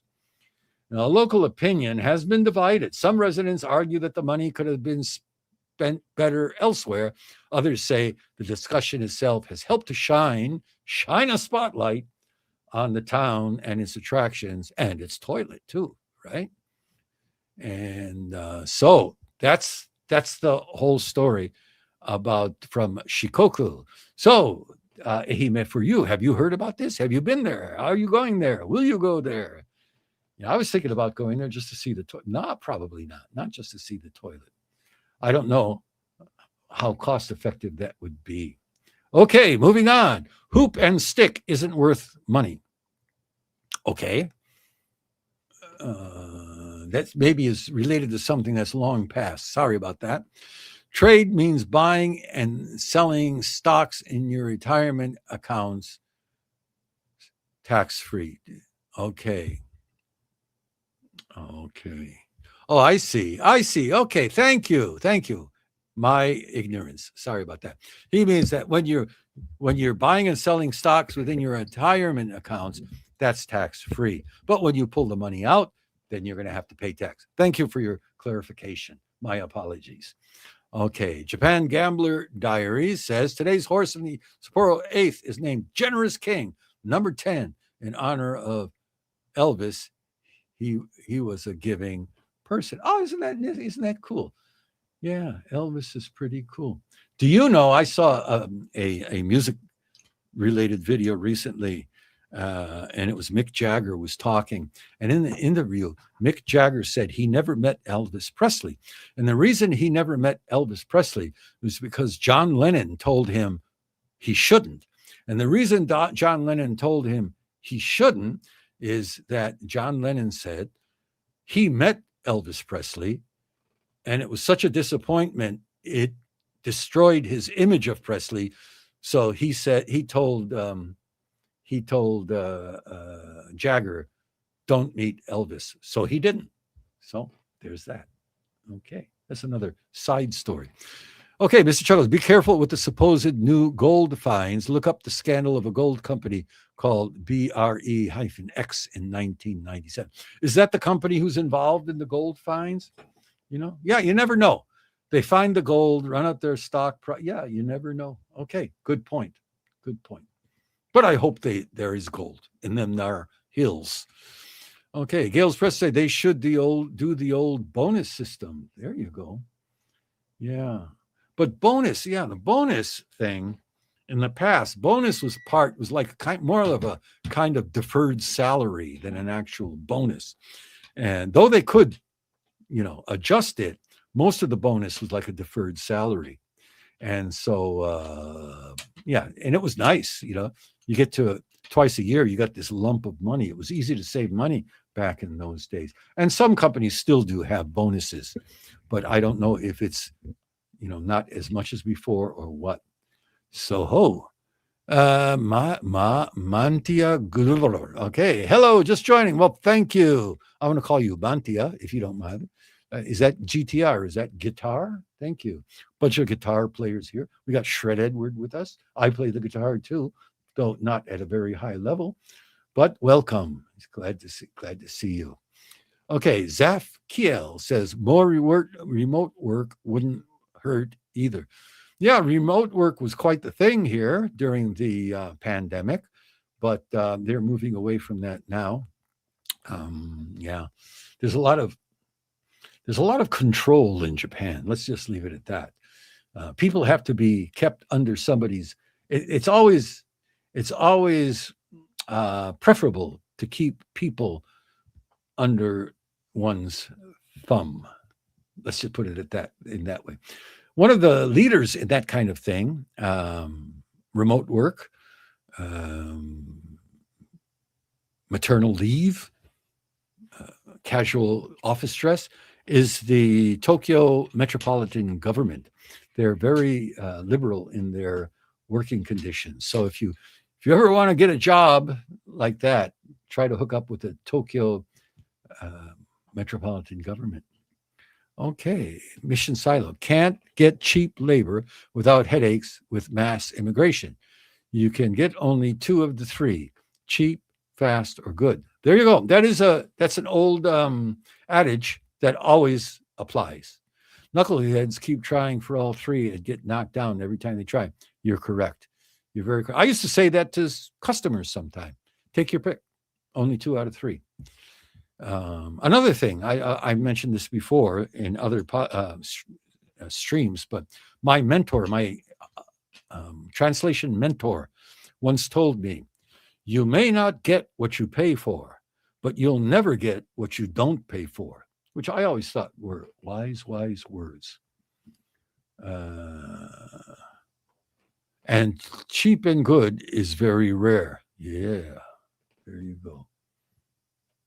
Okay. I think good.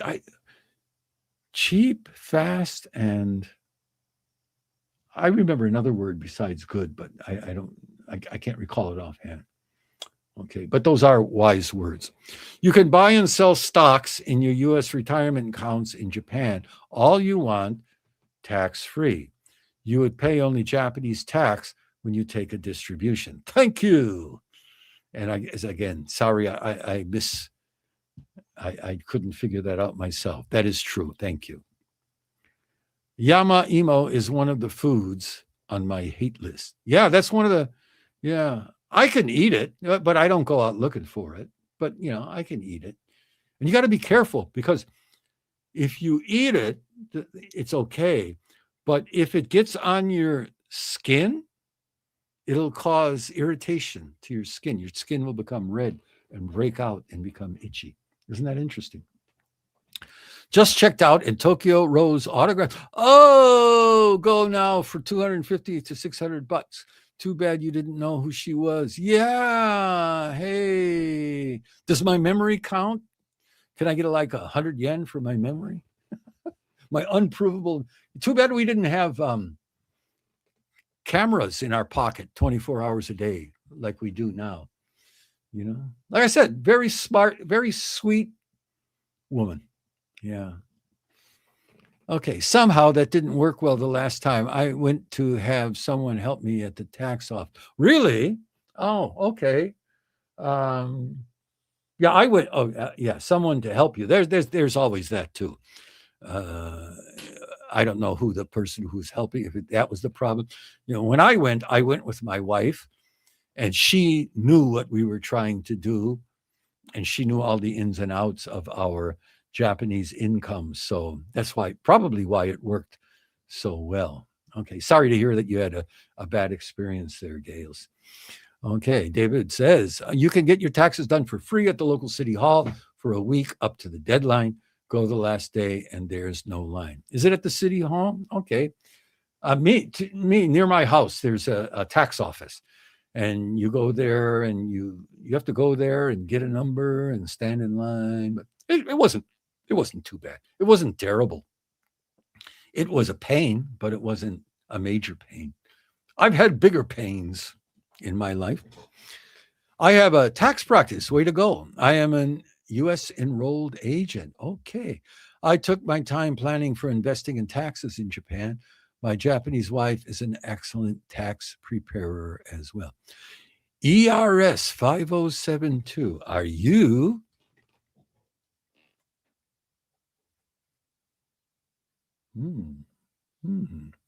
You may be. Okay. You may be friends of somebody I know, if I'm not mistaken. Okay. All right. ERS 5072. Okay. Let's move on. Yeah. Are you advertising? You're an enrolled agent living in Japan? And you have a wife who's an excellent tax preparer. She's an American tax preparer or a Japanese tax preparer? ERS 5072. Would you please drop me a line at contact.gaijin50plus@gmail.com. Okay. All right. Years ago, I went to Shibuya and it helped as I really needed English help. More recently from before, during and after the pandemic, a big mess. Do we go to local or national tax office? For me, I think it's a national. It's a national tax. There's a national tax office near my house, so I go there. As far as other locations, I don't know. Okay, yeah, Shibuya. ERS 507. How would somebody contact you and your wife? There you go. ERS 5072. You've come to the right place. Okay. If you have a contact and you want to put it here, you're welcome to put it in the comment, and I'll leave it up there for people to grab a hold of. ERS 5 for tax preparation. Do you have a recommendation on places to help, or can we contact you and your wife about tax prep directly? Well, once again, ERS 5072. Here you go. CPA Yorimoto. CPA Yorimoto. Is that your suggestion?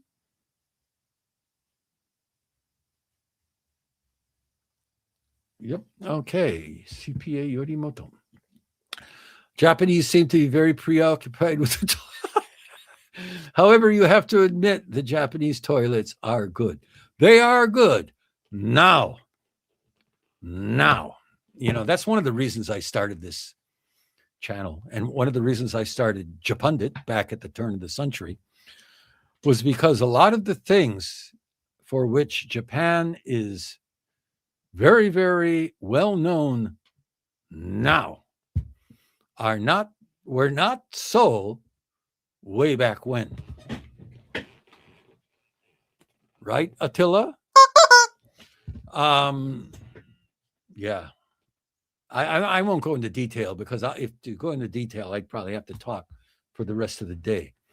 But just to give you a list, Japanese toilets, standing in line, being not throwing garbage, not littering, not stealing. There's a whole long list that I can go through that are very true now, but were not true long ago, and understandably. Okay, understandably. And I don't mean that to say Japan is a bad place or anything like that. Japan has grown up a lot over the years. Okay, has matured a lot over the years. So it's not to demean or badmouth Japan at all. I love it. And in fact, the fact that it keeps getting better and better as time goes by makes it that much more attractive. Okay, but I just wanted to say that. Okay. All right. Toilet art. That's an interesting idea, although my wife doesn't appreciate.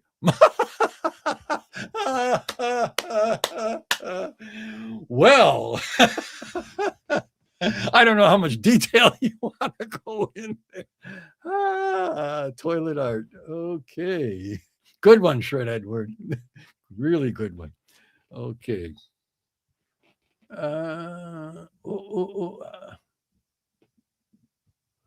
Okay. Seattle had a clapper tour of the history of toilets in Seattle and the piping underneath the ground. Very funny tour. If it's still on, recommend it to nearly everyone. Okay. The history of toilets. Oh, a clapper tour. I don't know what a clapper tour is, but it sounds interesting. Yeah, there's a lot of interesting stories about toilets and its evolution over the years. We are U.S. tax practitioners.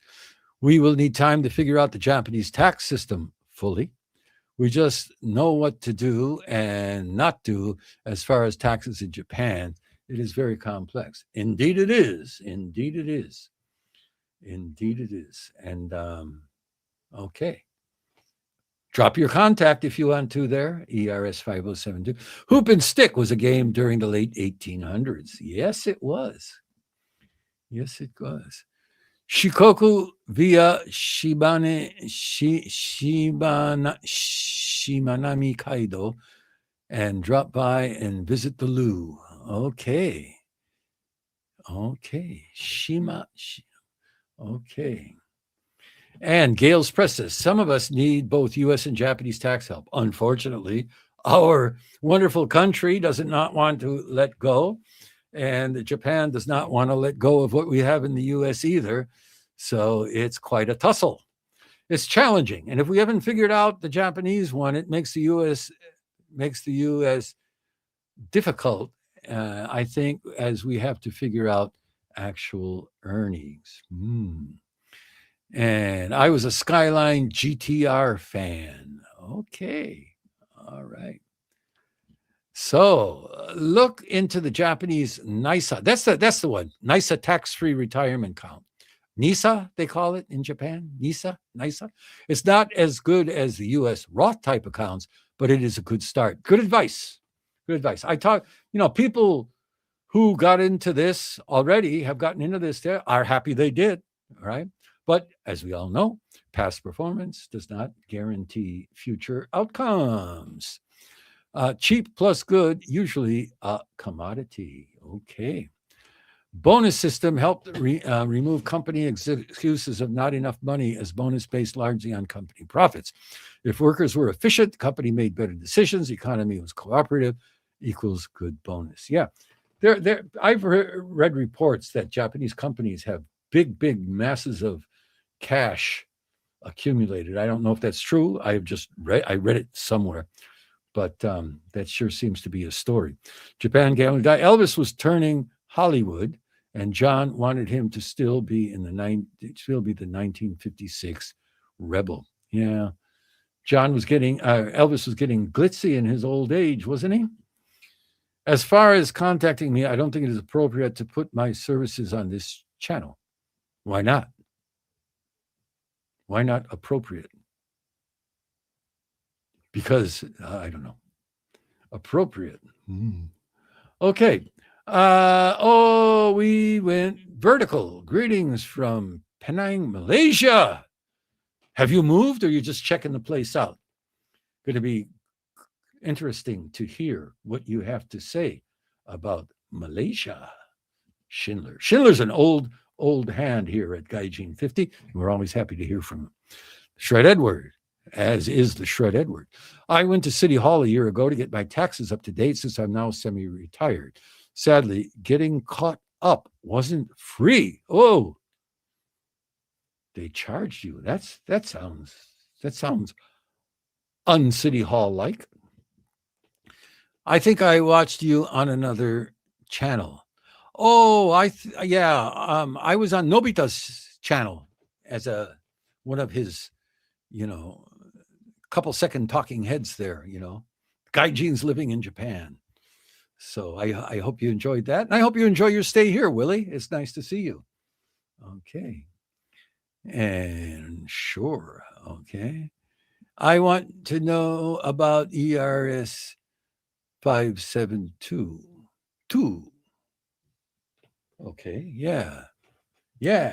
I was thinking about you, Dano. Gales Press is confusing if local tax office or national one. Thought before our work was filing directly for us unless we wanted refunds. I gave tax office my bank account, got refunds in the past for many years. Yeah, I guess if your situation, the simpler your situation, the simpler your taxes, as far as I know. And I'm, again, talking out my hat here. If somebody else knows better, please say so. And if you got one income from a company, your sole source of income, and that's all you're reporting, it's probably very easy. You show a paper, you write a paper, and you get your refund or whatever. But if you're self-employed, or in my case, I'm a mixture of different income sources, and that's a super pain in the butt. So I'm always wondering whether I do it myself at the tax office or whether I ask a professional to do it. I always leave with a question. Is that right? Is that enough? Is that too much? So yeah, they were basically usable for as long as you could hold your breath. Summer was another added layer of hell. Oh. Okay. Oh, the toilets, right? Toilets, the squat type, what, pit type did they call them? We used to call them bomb site benjos, which I thought was pretty descriptive. But yeah, how long could you hold your breath? Toilets are much better in China too, Lisa tells us. There has been a toilet revolution since 20. Oh, okay. Okay. Better a toilet revolution than the other kind. Yeah. Japan too. Yeah. You know, I remember when I first got here, I remember reading somewhere that it was, you know, a big milestone that over 50% of the toilets, I don't remember if it was in Fukuoka or Tokyo or all of Japan, were finally connected to the sewage system. But Japan has come a long way since then. Schindler comes back. By the way, Tokyo folks, is everything okay over there? That rainfall was covered. It was all over the news. Yeah, it was. We were talking earlier. We got heavy rains where I was, and it was nothing like it was out in Chiba. But we had a commenter from Chiba say that they were in Chiba, but not in the area that was hit by the heavy rain, and it wasn't that bad. So it depends where you were. I mean, there were 8 people killed by the rain. Like I mentioned earlier, they found a guy floating face down in the street in one part of Chiba. I don't remember if that was Chiba City or what, but there was that too. It was pretty terrible. We're having some rain almost every day. Some days more than others, but yeah, a lot of rain recently. A lot of rain. Okay, hiya, Christy. How are you doing? We got another Christy here, by the way. I don't know if she's still here, but she's down in Kyoto. So you got 2 Christies here now. Okay, Gales Press says our university, some students did reports on toilets for their final. It's probably interesting, you know. Like I said, Japan came a long way. And that kind of washlet toilet is a relatively recent development, okay? I am currently in Texas, ERS says, awaiting my COE. Oh, yeah, that's right, on my spousal visa. I hopefully will be back in Japan in a few weeks. Until I get my visa, I'm prevented from conducting any business in Japan by Japanese law. Okay, gotcha. When you get back, though, you please be sure to give us a jangle. If you want, I will do an interview with you when you're in Japan, right here, and we'll talk about the tax system and what you want to say. And your wife is welcome to join if she wants to. And at that time, you are welcome to give contact information on the air here. And I'm sure you will have a lot of business because there, you know, as you know, there are a lot of people scared of the tax business. But be sure to get in contact with us. As I said before, that's contact.gaijin50 plus at gmail.com.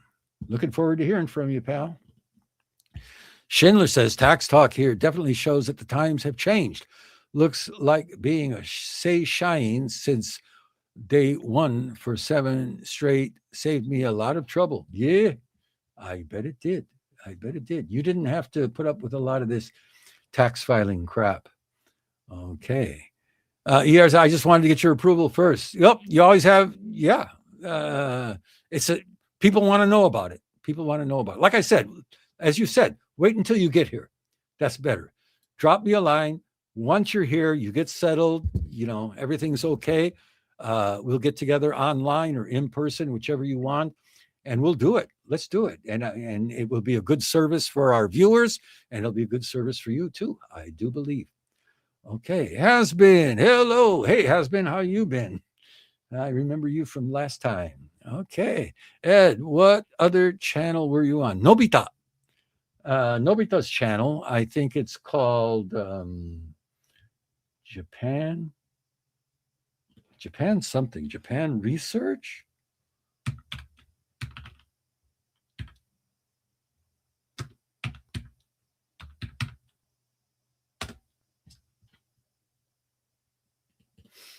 Hold on. I shouldn't be given so much dead time.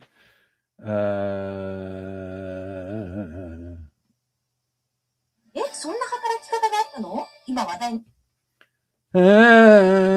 not as easy as I thought it would be to just come. His name is Nobita, but he's got a channel. If somebody knows, I'm sure somebody knows it. He's been on YouTube forever. And he talks about, he's really good. He's really good. He's covers very current and very channel, very up to the minute problems in Japan. He covers them from the Japanese point of view, from the gaijin point of view. He has a lot of gaijins on his channel saying what they think, and an all-around good guy, and highly recommended. If somebody can give us a pointer to his channel, I think it's called Japan Research. Seems to be sticking in my head. Oh, The Japan Reporter. The Japan Reporter. Has-Been says so, and Zaf Kyle says so. The Japan Reporter. Schindler says The Japan Reporter. Thank you, everybody. That's thank you to Has-Been, and thank you to Zaf Kyle, and thank you to the Schindler. Yeah, he used to have his channel used to have a different name, and for some reason I forget his newest name, the Japan Reporter, and he does a very good job. I really like the guy. I talked to him for a couple hours one time, and very interesting and fascinating guy, and highly recommend his channel, the Japan Reporter. John Davis, I have to catch up on the stream and replay everything. Okay, John, take it easy. And Schindler says, Penang is a nice place. It's an island with a vibrant culture where Malay, Chinese, and Indian influencers have created a unique vibe. Also, unlike Thailand, Malaysia is an English-speaking country. Oh, unlike Japan, too. Okay, sounds like fun. Are you checking it out? You scouting it? Shred Edwards says, Ed would enjoy toilets in the Philippines. Instead of toilet paper, they have a bucket of water. Yeah. One time, okay, here's a story for you. Since this can turn out to be an unscripted, laid-back live stream. One time I went to Korea, and I was with this guy, and we decided to just travel around Korea. We had some time, and this guy used to be a Peace Corps volunteer, and he was in Sudan or something with the Peace Corps, and we went to Busan, and we both went to get the visa stamp, and we got our visa stamp, and we said, okay, we're going to go up to Seoul. So we took a bus up to Seoul, and he said, let's go to the Peace Corps office. And I said, what? And he said, yeah, let's find out where they have Peace Corps volunteers, because those are always the most interesting places in a country where they have Peace Corps. So I said, okay, I had nothing better to do. So we ended up going there, and we ended up in this little village out in the middle. The village had no really mechanized travel. It only had ox-drawn carts and things like that. And it was really super rural, but it was charming in that respect. So that night we decided to go out drinking. I was drinking in those days. And we went to this, we went with one Korean guy. Yeah, I believe he took us. And he was a young college guy. And we had our own private room. And they had 2 or 3 young women in Korean style outfits and serving us makgeolli drinks. That's like that milky white sake. And we're drinking, feeling, wow, having a good time. And then I said, oh, I got to go to the wash the toilet, use the toilet. Where's the toilet? And they say, well, go down this hall to the end, and it's the door on the left. Okay. So as I said, this is a real rural place. And, the facilities were very bare bones. So I'm going down this hallway, and the hallway had just clear, not even white bulbs hanging every so often, spaced quite a bit. So I'm trying to find my way. It's pretty dark. And finally, I make it to the door. And, I've been drinking for a while, but still, I knew what I was doing, but I was, borderline or whatever you want to say. So I found it and I opened the door and I went and I took a big step to go in. And luckily, I caught myself, and luckily, I was not that drunk, because in this room, under a single bare bulb, was a big pit, and that was a toilet, and it was a pit big enough for a person to fit into. So I did the old whoa and did what I had to do and got out of there as soon as possible. But it was quite a shock. And even though back in those days, Japanese toilets were not as good as they were now, they were a hell of a lot better than that little makgeolli house we were at in Korea. Hope you enjoyed that.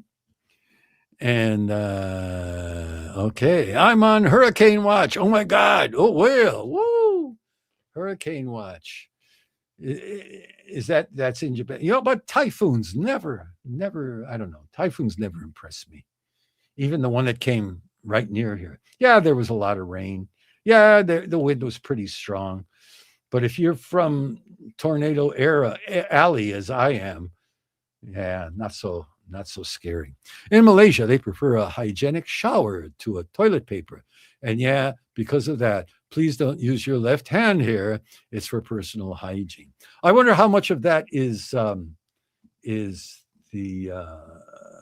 Middle East influence from the Muslim influence. But you know better than I do, Schindler. Japan Reporter. Okay, that's the Japan Report. Thank you so much, guys, for that. Originally, it was called Find Your Love. That's why. The first time I saw it, I thought, what a weird channel, right? And he used to do quite a bit of interesting comedy. He used to go interview porn stars and things like that. But now he's become much more serious. And yeah, he's got good stuff. Oh, Willie's out in the 50th state. Oh, yeah, you're out in Hawaii. That's right. Hurricane watch. Maybe hurricanes are a lot worse. Typhoons are not that bad. Okay, Willie, thank you. Sorry I forgot. I'll move 2027. I'll move to Japan to live with my wife's family for a couple of years and travel. As a retiree, I'm examining how my retirement income could be taxed there and what practical steps to take. Now, in the current environment and situation in Japan, that's probably a really smart move. Come, check it out, see what it's like, check out the taxes, see how you're treated, see how the people regard you, learn about the BS that you have to put up with, the BS that you have to conform to, even though you think it's stupid, and find out how much you have to endure before you make your final decision. That's probably the smart way.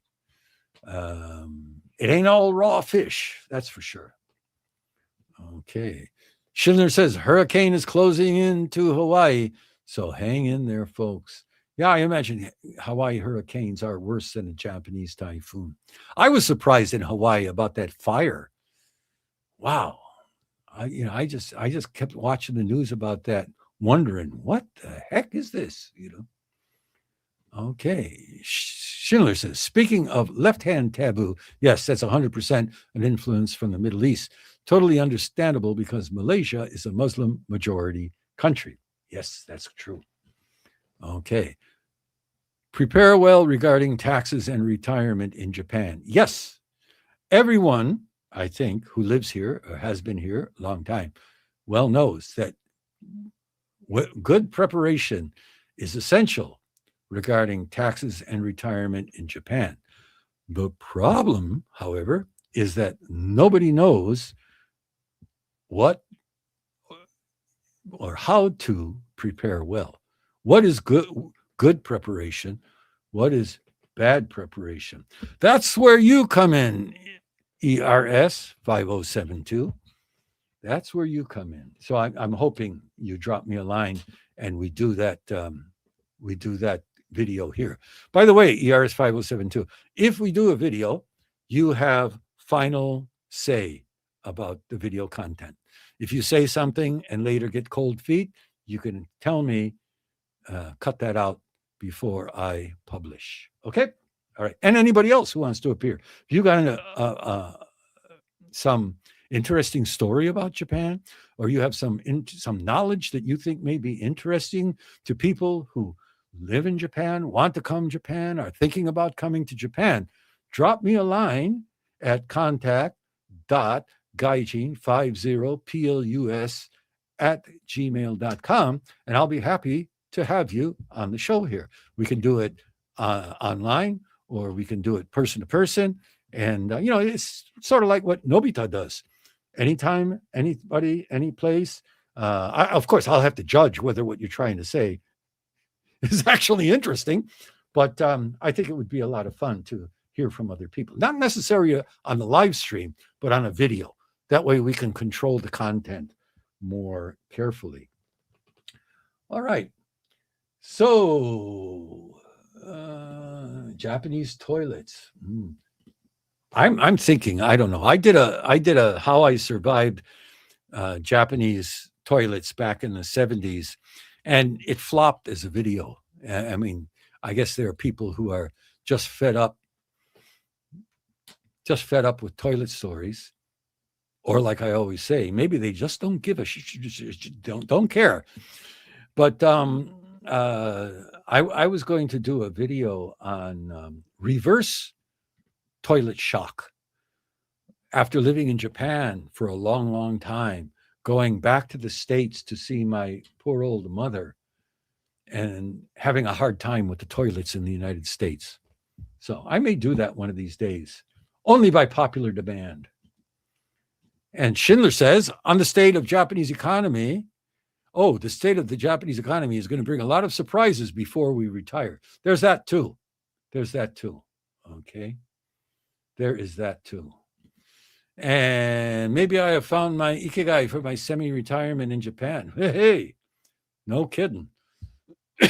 There is a demand, that's for sure. And you have a supply, that's for sure. All we have to work out now is the cost. Okay. You may not have experienced a bad typhoon. I have. Very scary, high winds destroying houses and floods. Yeah, I'm not saying, sorry about that. I overstepped myself there. I will say that typhoons, when you're living in a major metropolitan area, are not that scary. If you're out in the countryside, they're very scary. When I was in Tochigi, there was a major typhoon that went through, caused landslides, and trees were down, and houses had things blown away. So yes, I got carried away there. Thank you, David, for correcting me. Okay, in Texas, I'm definitely tired of these barbarian toilets. They have toilets in Texas, Okay, yeah. The first thing, well, like I said, maybe I'll do a video, but I don't know. By the way, there's a question I have. I put a poll up on the channel about. I was asking. It's not a video. It's a text message under the channel. A text. I don't know what you even call those. Conversation, text chat underneath the channel. And somebody contacted me. A commenter said, I really like your videos, but I really hate that new age background music you put in there.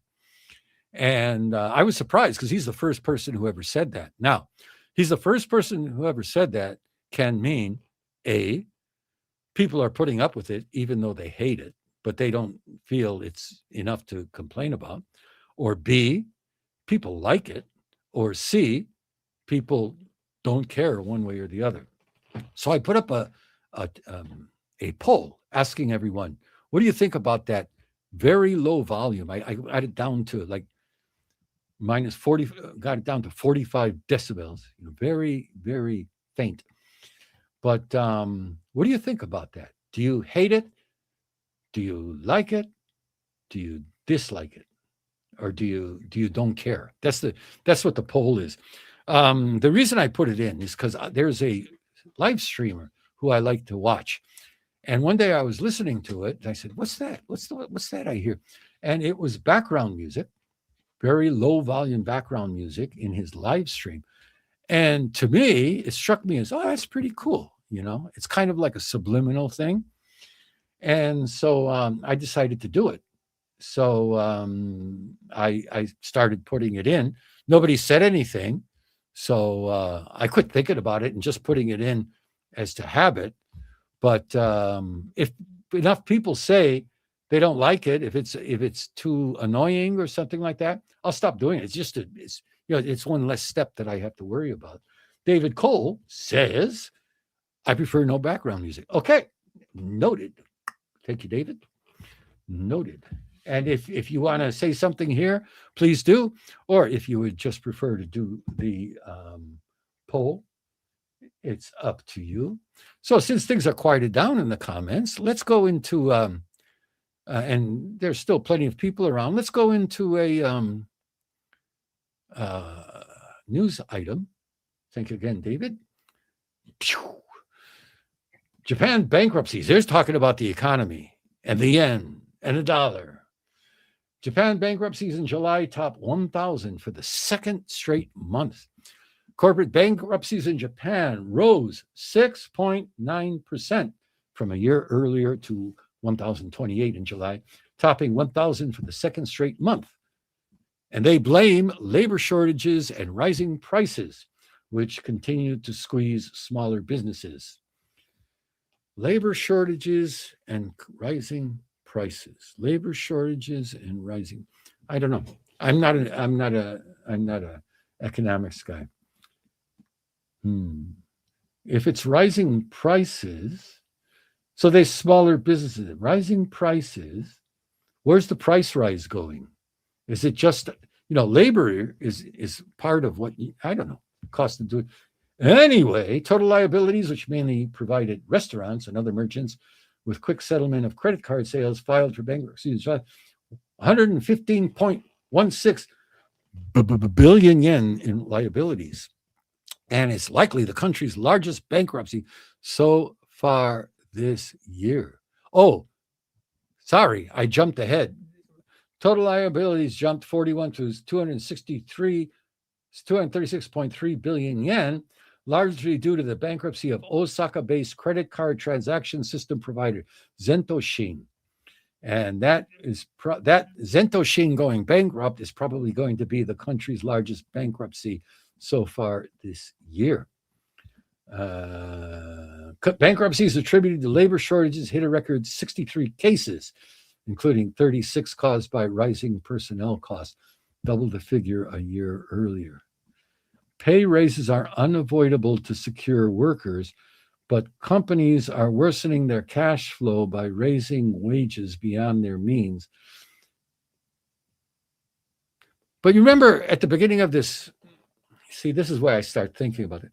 At the beginning of this live stream, I mentioned about my economics teacher, you pay people, people get money, people spend money, buy your stuff, come, So they raise pay, so people have more money, so they buy more. What happened to that loop? I don't know. Like I said, it's beyond my meager economic abilities. Okay. Bankruptcies blamed on rising prices totaled 93 cases. So bankruptcies attributed to labor shortages, bankruptcies blamed for rising prices. Yeah, that's about the same thing, isn't it? Labor shortages means you have to rate, I don't know. Anyway, okay. So I read another story that said the izakaya are closing one after another, and that there may come a day in the not too distant future that there will be no more izakaya left in Japan because they'll all have gone the way of the dinosaur. Okay, Schindler says, totally fine with the music, gives a true American vibe. Okay. I was thinking of changing it to something else. I don't know.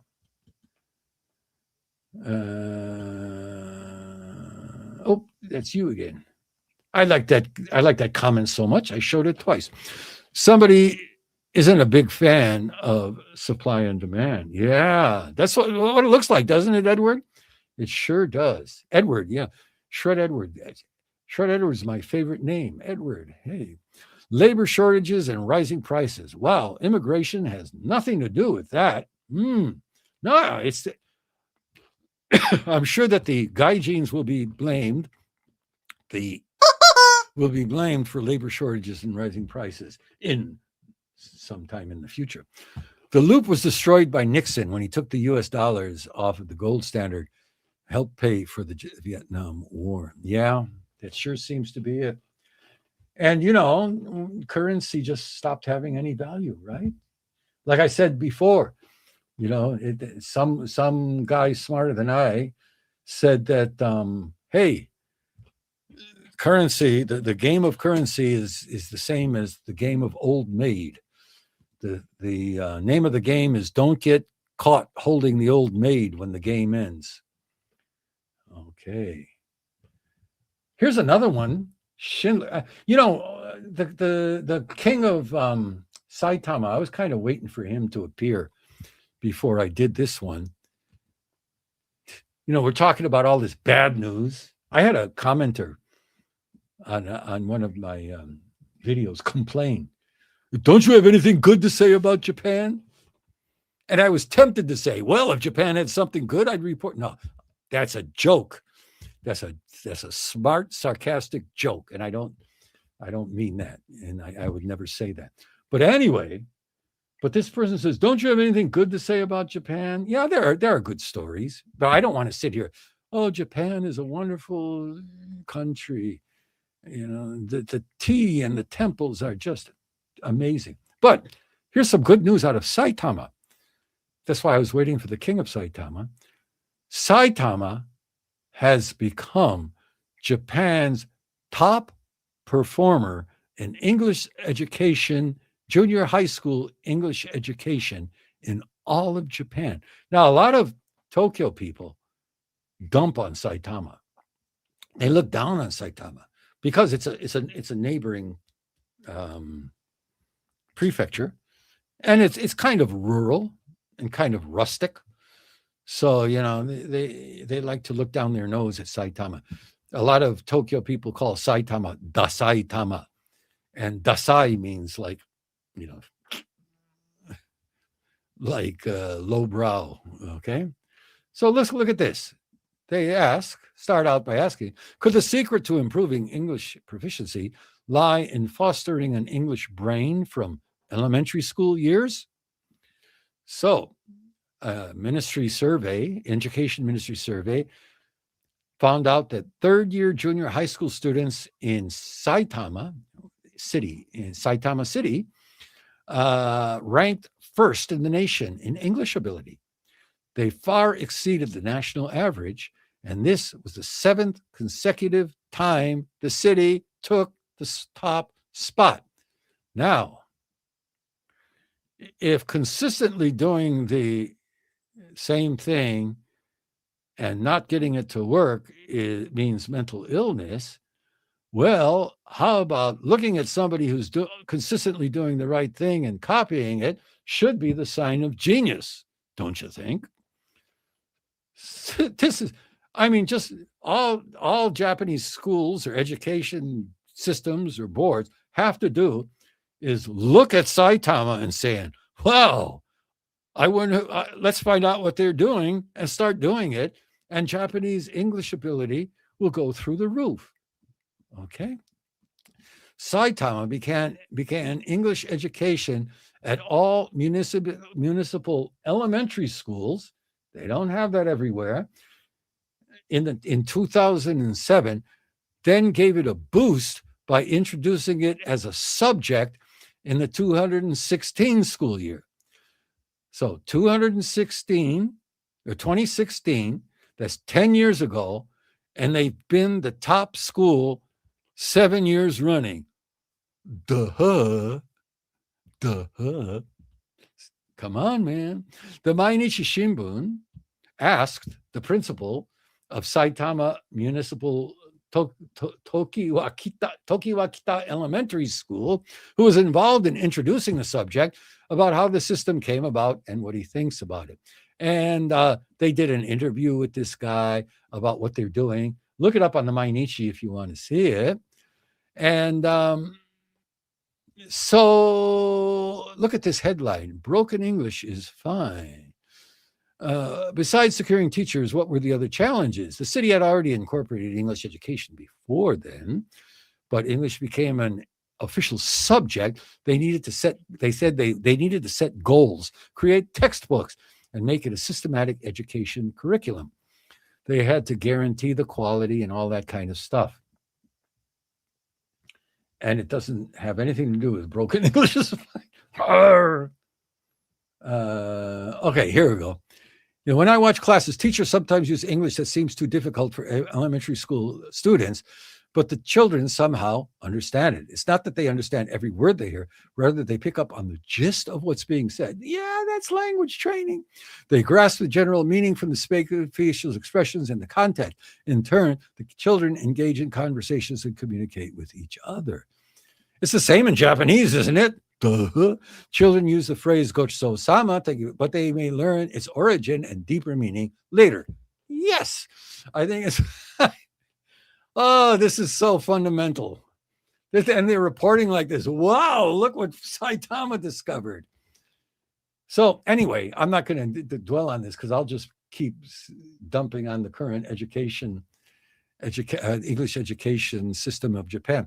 You know, I know in my position as at the university, I have the chance to talk with many English speakers from other countries, non-English speaking countries, in particular China, Korea, Mongolia, and other countries. And I could say that 100%, the English ability of 100% of those students is head and shoulders above those of Japanese students.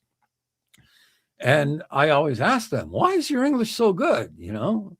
And they say, well, you know, I started studying when I was in elementary school.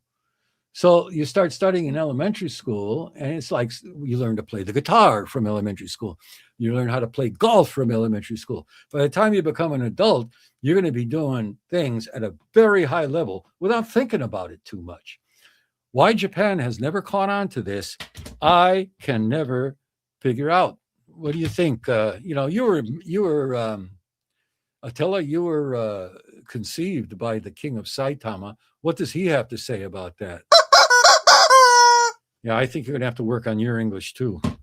But anyway, I also had a chance to teach a group of Japanese middle school teachers.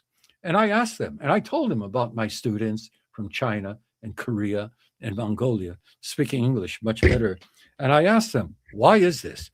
And this teacher got this smug, you know, well, in other countries, they need to learn English because they can't really make a good life in their own country. So they have to move outside of their country in order to be comfortable. In Japan, we don't need that. We're already comfortable in our own country, so students don't need to study English. And I heard that and I thought, what? Is this true? But I wondered about it. What do you think? But anyway, I think Saitama, you know, unlocked the holy grail of language learning. And keep it up there, Saitama. And there may come a day when you're not Dasai any longer, and you can start dumping on Tokyo. Okay. Okay, to put sarcasm aside, the zombie companies were fine during the deflation and zero interest rates era, but the party is over and they cannot maintain themselves no more. Yeah, that's true. That's true. A lot of companies, depended upon monthly bank loans to keep their operations going, called so-called zombie companies. Oh, and I was surprised to hear, this may have something to do with this, Japan's productivity is the lowest of any of the advanced countries in the world. I think it's something like half of what it is in the United States or something like that. So, and that's because they pay. And there was another story that I read about AI, and it's saying that the acceptance of AI by Japanese people is very low compared to other countries. And this article said that may be because Japanese decision makers depend upon social interaction among people and getting agreement and becoming and reaching a consensus, and not just typing in a question to AI and getting an answer. So Japanese people are resisting. Okay, all right, fine. But I don't know if that's what that article said. I don't know if that's true, but it may be. Sounds pretty plausible. Bankruptcies started from pandemic effects quietly, and now important costs, perhaps. Could be.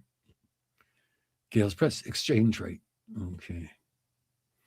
I changed my address from Saitama to Chiba on the 3rd, and then the flooding. You change your address from Saitama to Chiba, the flooding started. Saitama education level shoots through the roof. Just joking. Yeah. What do you think? Compare Saitama and Chiba for me. I often think about that. I'm living in Tokyo right now, but my wife and I discuss sometimes. Oh, maybe she always says I want to move to Otsuki, but I don't know about Otsuki. Otsuki is pretty far out there. She loves the mountains and wants to get near the Japan Alps for some strange reason. Okay. Odd about labor shortages, since people want to work, companies just don't want workers. Right. And, a lot of these Japanese companies, you reach a certain age and it's bing bong out the door on your birthday when you reach the retirement, the stipulated retirement age. And some of these people want to keep working. Some of them are allowed to work at a much reduced salary. But then after 5 years or some amount of years, depending on the company, they are forced to quit. They have to quit. And why this is so, I don't know. I'm still working, and I'm loving every minute of it. Usually works better for countries who pay more to workers somehow. Yeah, figure out how that works. Glad not to have wandering drunk folk out at night, or fewer out at night, but in a way, having the pubs open at night makes it safer as people are out and about. Yeah, I heard that drinking in general is going out of vogue in Japan, and that many of the younger people don't like to go drinking. I know I quit a long time ago because it was just too out of hand. I read that a lot of younger people don't like this, what they used to call nominication. Nomi is drink. Cation is from communication. So go out, and because it was pretty much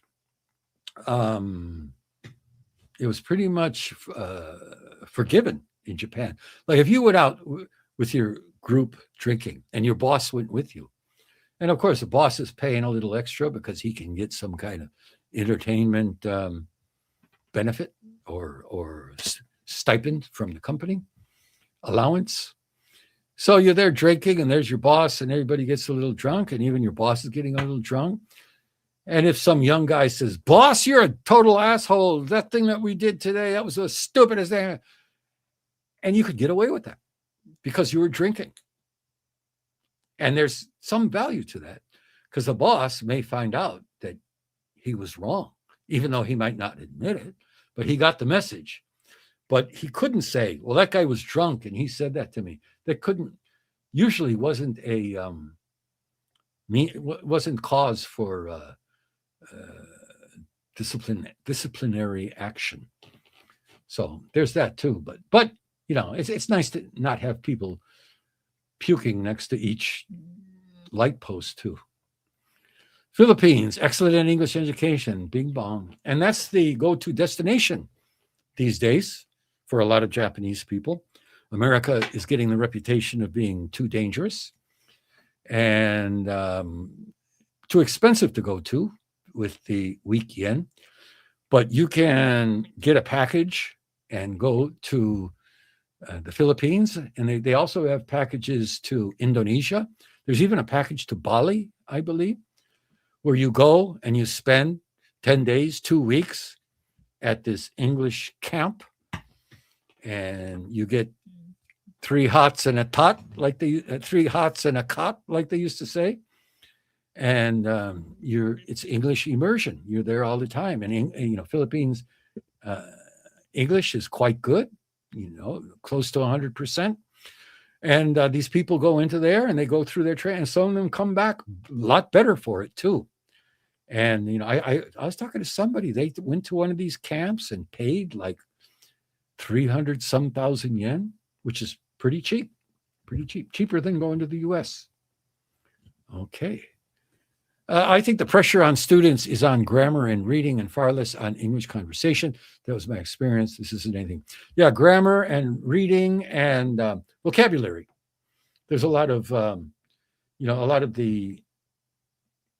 college entrance exams have those kind of questions, and no real conversation questions. It's all on grammar and reading and vocabulary. So a lot of students. I had a young student last semester. He was really good. Grammar and reading. Really good. He knew a lot. But his speaking and his writing were really bad. And he would make a mistake, and I'd start explaining something to him in English. And he'd say, oh, yeah. And he'd know exactly what I was talking. And he wasn't just faking it either. He knew exactly what I was talking about, was able to get back on track. But he just didn't know how to apply it. And it was really, really something. And Japan finally got a rocket up in the air. Yep.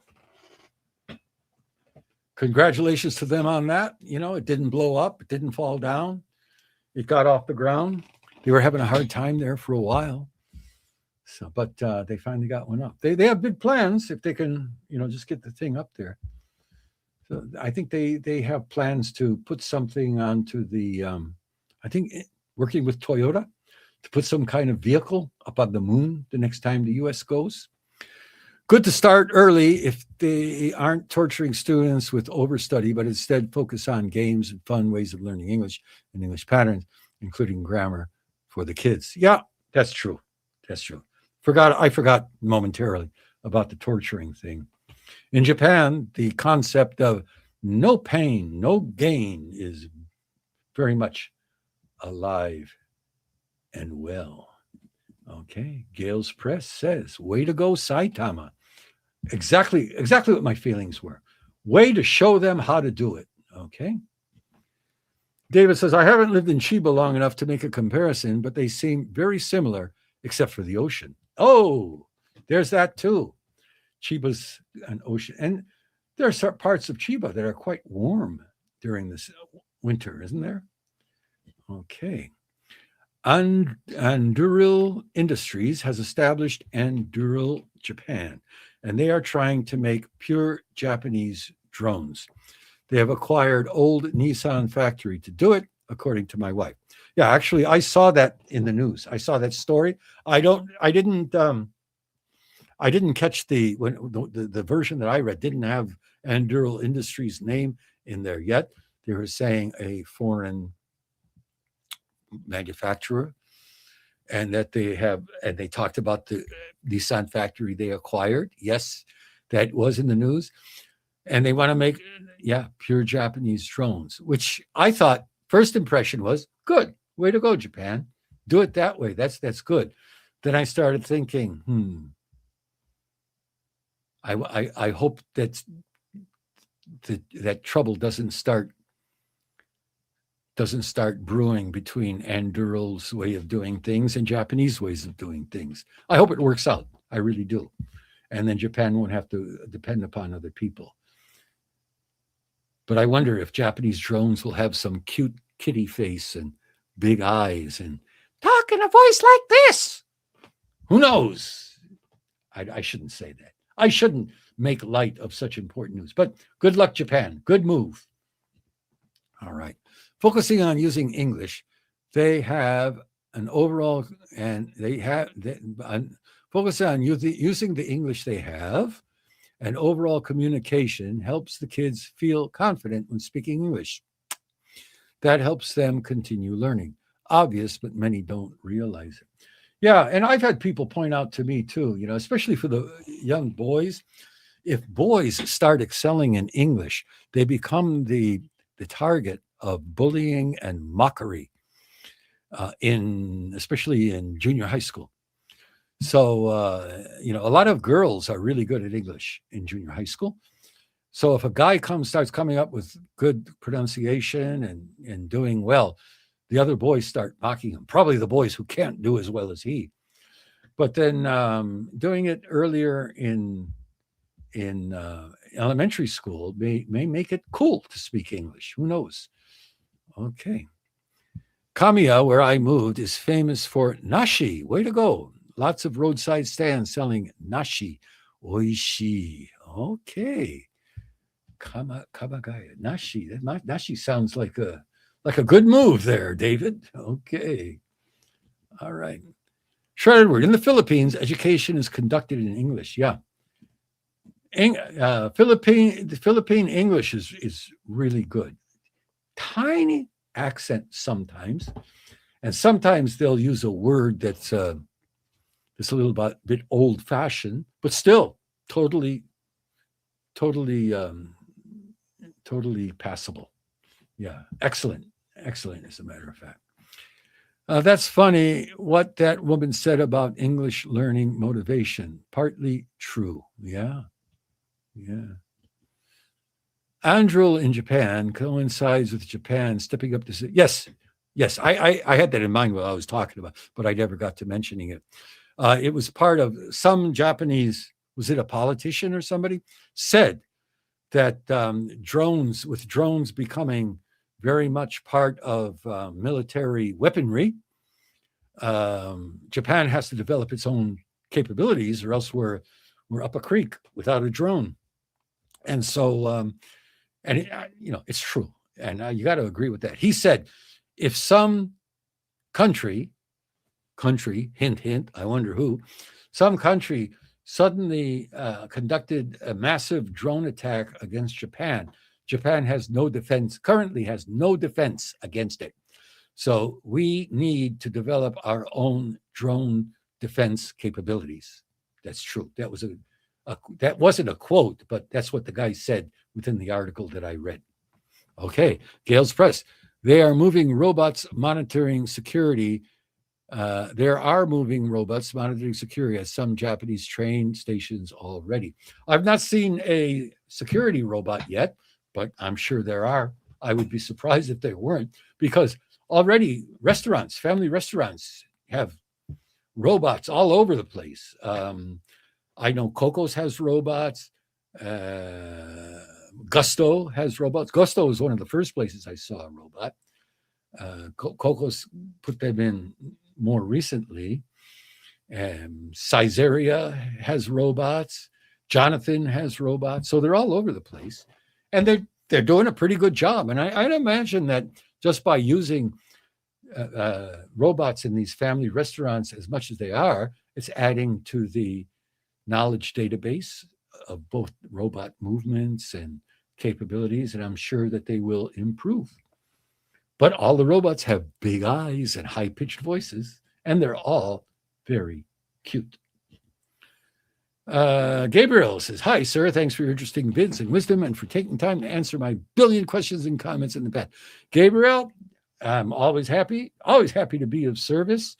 It's so much fun. I really enjoy making videos. And this live stream, which was originally suggested by my good friend Tokyo Dano, has come out to be a lot of fun. I mean, I'm having a ball doing these things, and I hope you're having as much fun as I am. Our viewership is keeping pretty well up there these days, which I'm happy to see, and I'll keep going as long as there are people showing up to listen. So, I might as well mention at this point, next week, Sunday, is GAIJIN50 Plus's 1-year anniversary. Ta-da, ta-da, ta-da. I even made a banner to announce it. Well,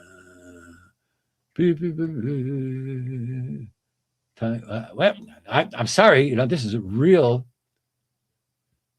really, really, see, this is, tech, and so let's go. So there you go. GAIJIN50 Plus, 1-year anniversary, live stream. Next, I wrote Saturday. It's Sunday. Let me get that out of there and fix it. I have such a hard time keeping, Saturday, Sunday, 11 a.m., 11 p.m. What the heck am I doing?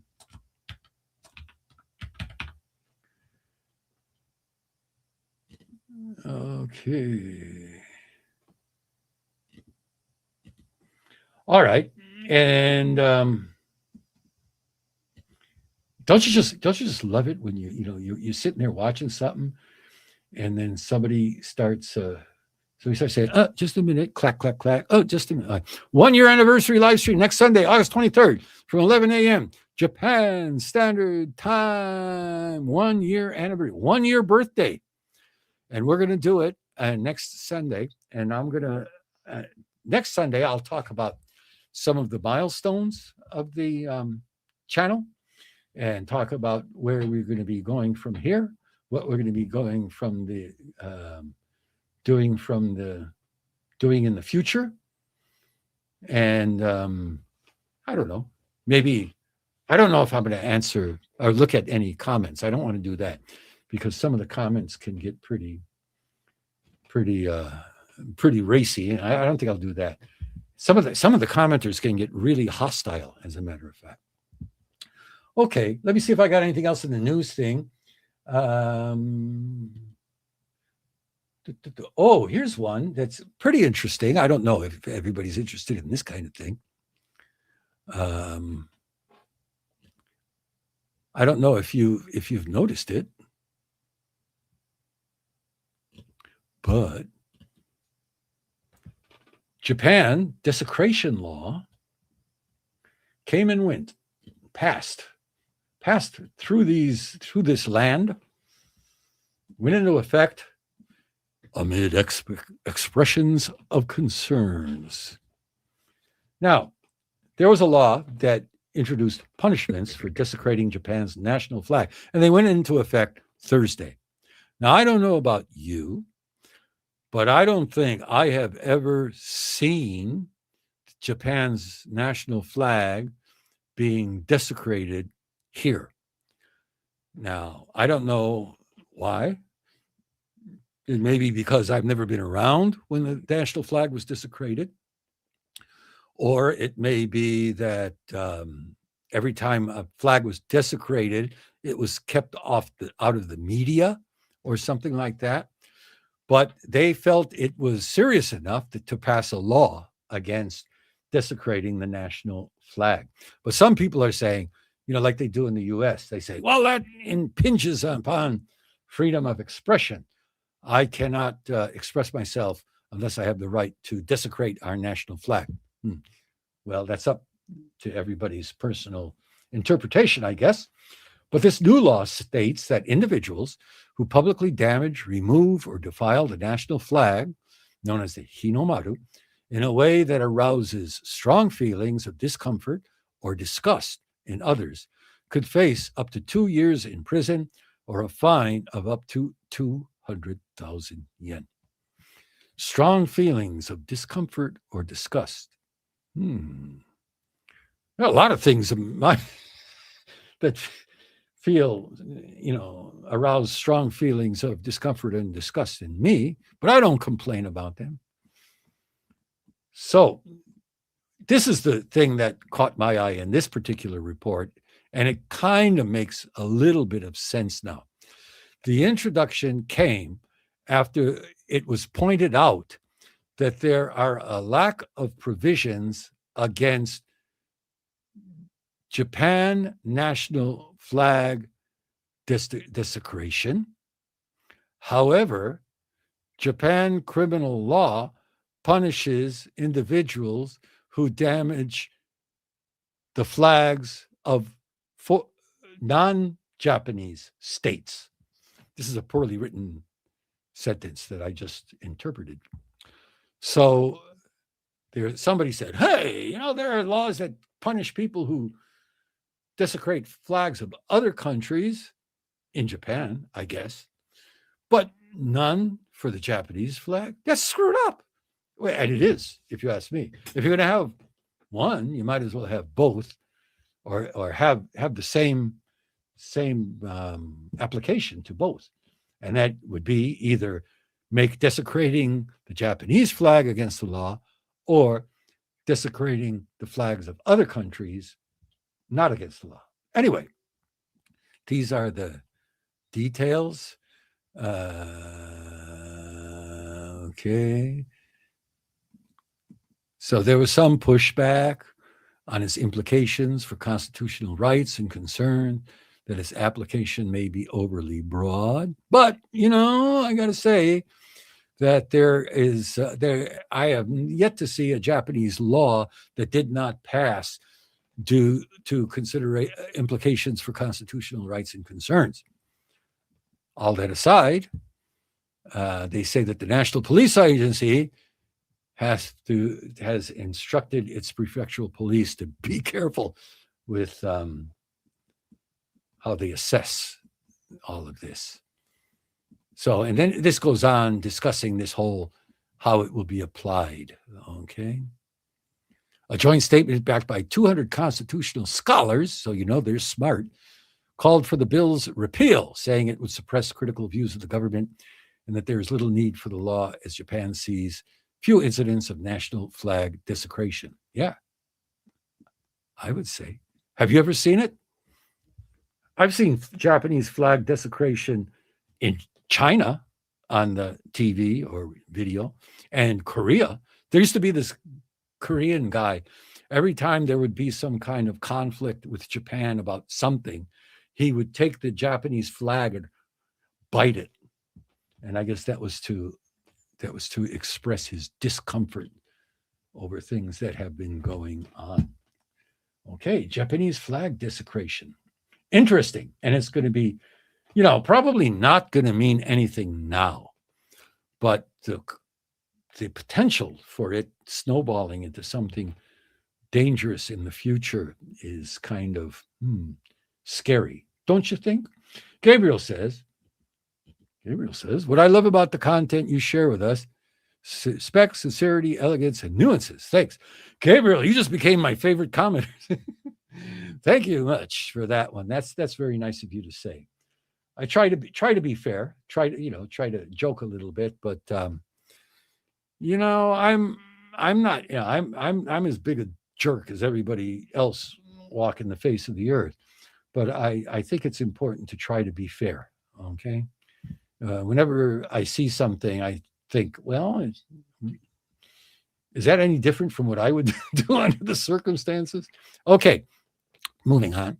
I'd like to dwell upon that positive comment from Gabriel, but we have to move on. So David Cole says, sorry, I had to laugh. Just as you moved from Saitama to Chiba, the floods in Chiba arrived. Heavy rains follow me too. Yeah, there you go. Okay, you've got this dark rain cloud over your head constantly, no matter where you move. There used to be a cartoon like that, wasn't there? Okay. And I remember those samurai kites. Okay. So samurai drones like those old samurai kites. There you go. That would be cool. Okay. The vomit all over the train platforms from over drinking used to be so common that it was called sidewalk pizza. Thank you. Good expression. Sidewalk pizza. I couldn't have said it better. In fact,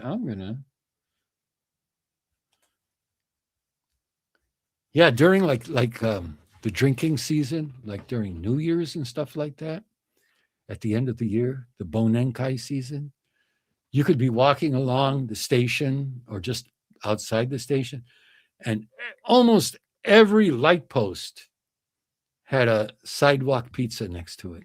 Yep, Very true. And that was by the people who were able to make it off the train before they felt the desire to spew. Okay. Do you think restaurant robots take away from having a good experience? I find the repetitive music they play disturbing. Yeah, I do too. Well, the music is supposed to be disturbing. It's disturbing by design. The music is to alert anybody in front of the robot that the robot is on the way, so you better get out of the way. Make way for the robot music. And so yeah. So yeah, it takes away, of course, the human contact. But recently, the human contact in Japan with wait personnel and clerical personnel, like at the stores and stuff like that, has gone a little bit downhill. A lot of people are,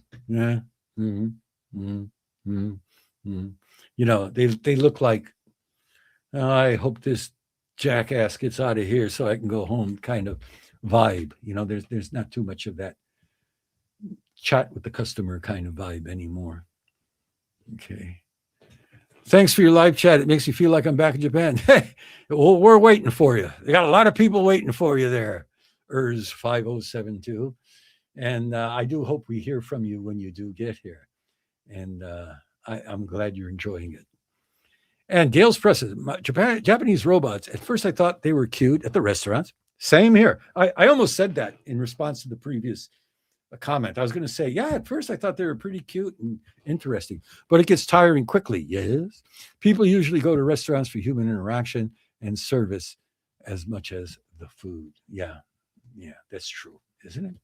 Shredded, which says, considering the flag, basically a dollop of ketchup on a slice of white bread. I'm going to have to be careful. Yeah, be careful with your ketchup and white bread there, Edward. Yeah.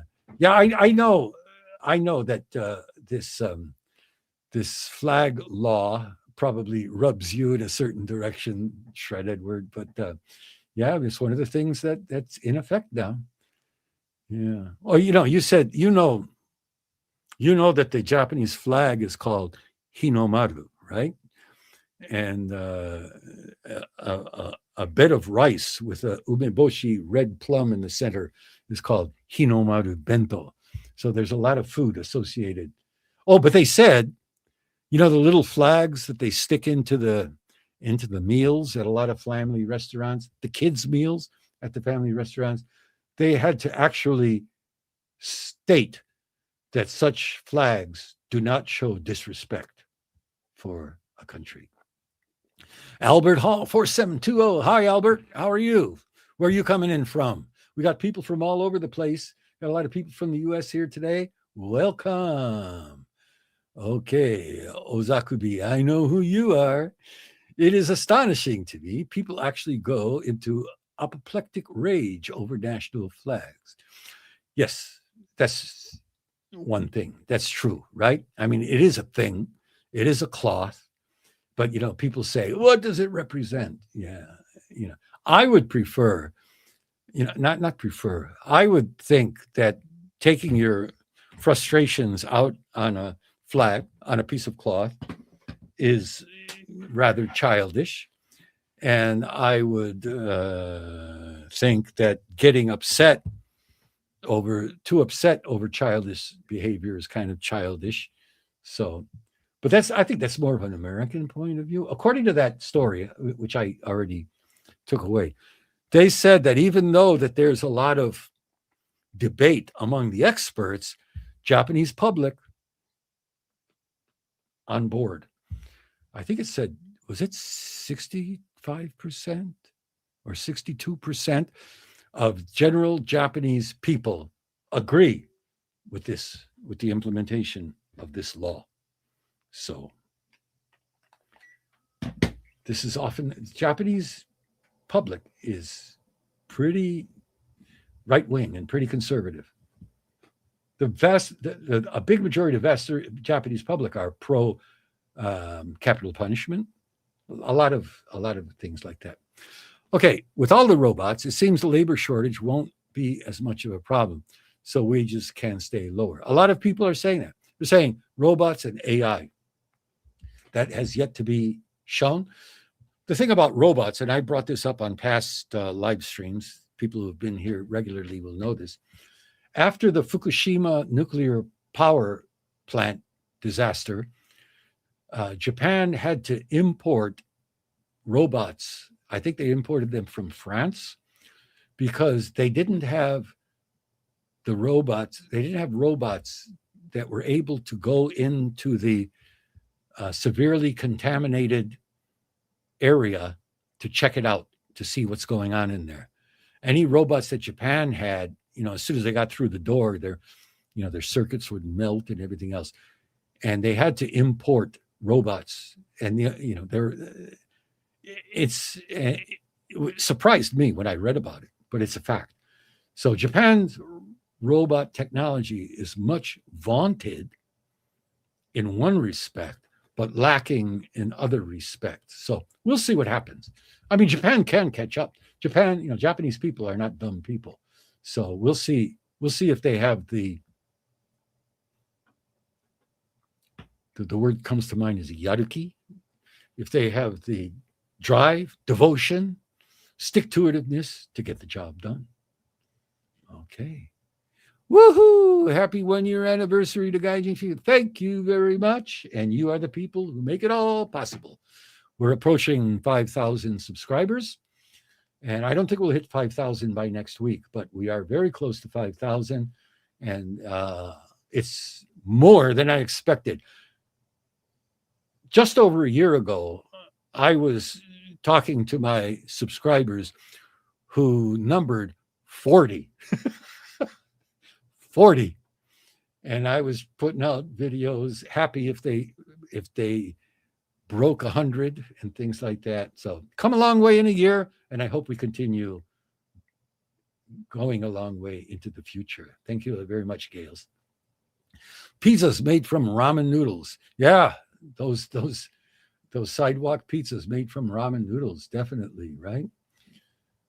Yeah, always used to make me wonder, why is this always ramen in the puke? Why don't they just stop eating ramen? I don't know. Yes, pizzas made from partially digested ramen noodles mixed with excess alcohol. Why does it seem that men engineer to create female robots? Well, there are some people who think, there are some people who think that's the whole point, but I don't know. I had a story here one time about, Japan used to be the go-to place for so-called love mannequins, love dolls, but they have been overtaken by China. And now it's a technology race, but yeah. Anyway, you asked the question. I'm struggling to give a coherent answer. The overthinking was gross, but at the same time, not judging people for their trials and weakness, giving them a recovery on their own good. However, I'm glad that system has nearly stopped. Or over-drinking. Over-drinking was gross. Yeah. I mean, like every kind of thing, system, human behavior, there's always some good hiding in there somewhere. And in a strictly controlled society like Japan, getting drunk, being a jerk, and being able to say, well, I was drunk, everything's forgiven, may have its, Okay. Albert Hall, 4720, from Oklahoma, USA. Welcome, Albert. I know one other person in Oklahoma. I don't hate them, but I used to have a blog called japundit.com, and it was really popular. And we used to do things like this. We used to do stories about the real Japan. And that used to be the motto of the site. This Japan, it's not all raw fish. And my whole purpose of starting the blog was to show Japan as it actually is, which is a country made up of human beings and who have, plenty of idiots, plenty of geniuses, plenty of very fine gentlemen and gentlewomen, a whole big population of jerks, good, bad, ugly, and in between. And it was very popular back in the blog days, but then blogs went off, and I just let my registration of japundit.com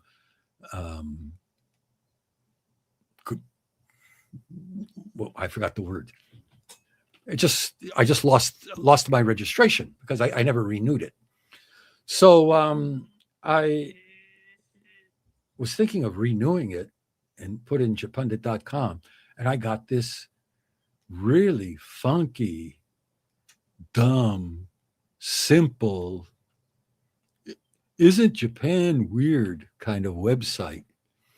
And they're marketing themselves as japundit.com. And I looked up the owner of the site, and it's a person in Oklahoma, and it looks like a female. And the person updates the site, like twice or three times a year. And I guess I hope they're making something out of the name. But whenever I see Oklahoma, I think of that person. That's not you, is it, Albert? I doubt it. But anyway, that's just another story. Gail says, haven't seen anyone desecrate the flag, but it seems much desecration of religious and cultural locations. Seems people that realize that not all round wood posts are not meant to have initials carved in. Yeah, that's pretty gross. Pretty terrible. And, every time I see it, I cringe because I know every Japanese person who sees it is going to look at me in a different way. And I hate to see it. And I'm thinking about doing a video or a series of shorts called Foreigners or Tourists in Japan Don't Do This, right?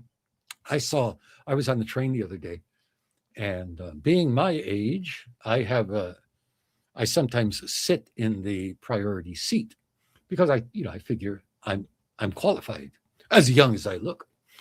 But there was this young couple. I think they had a Canadian flag on their backpack.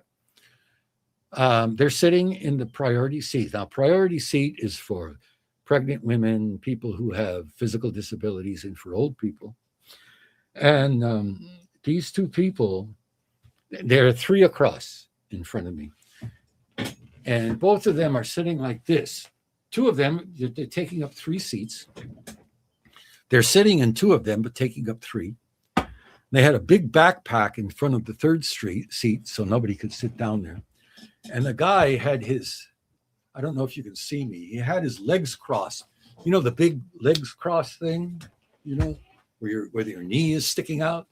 And the woman had her legs extended and her ankles crossed into the aisleway, half blocking the aisle in front of them. And they were, like I said, relatively young. And they're smiling like a couple of, no care in the world. And there were some people, a little bit older people, standing. They didn't. I almost said something because the day before I was on another train and I saw this kid. He looked like he was in senior high school. Big kid, big gaijin kid, doing the same thing.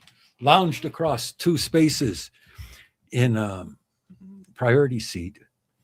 And that was on the Yamanote line, which was crowded with people.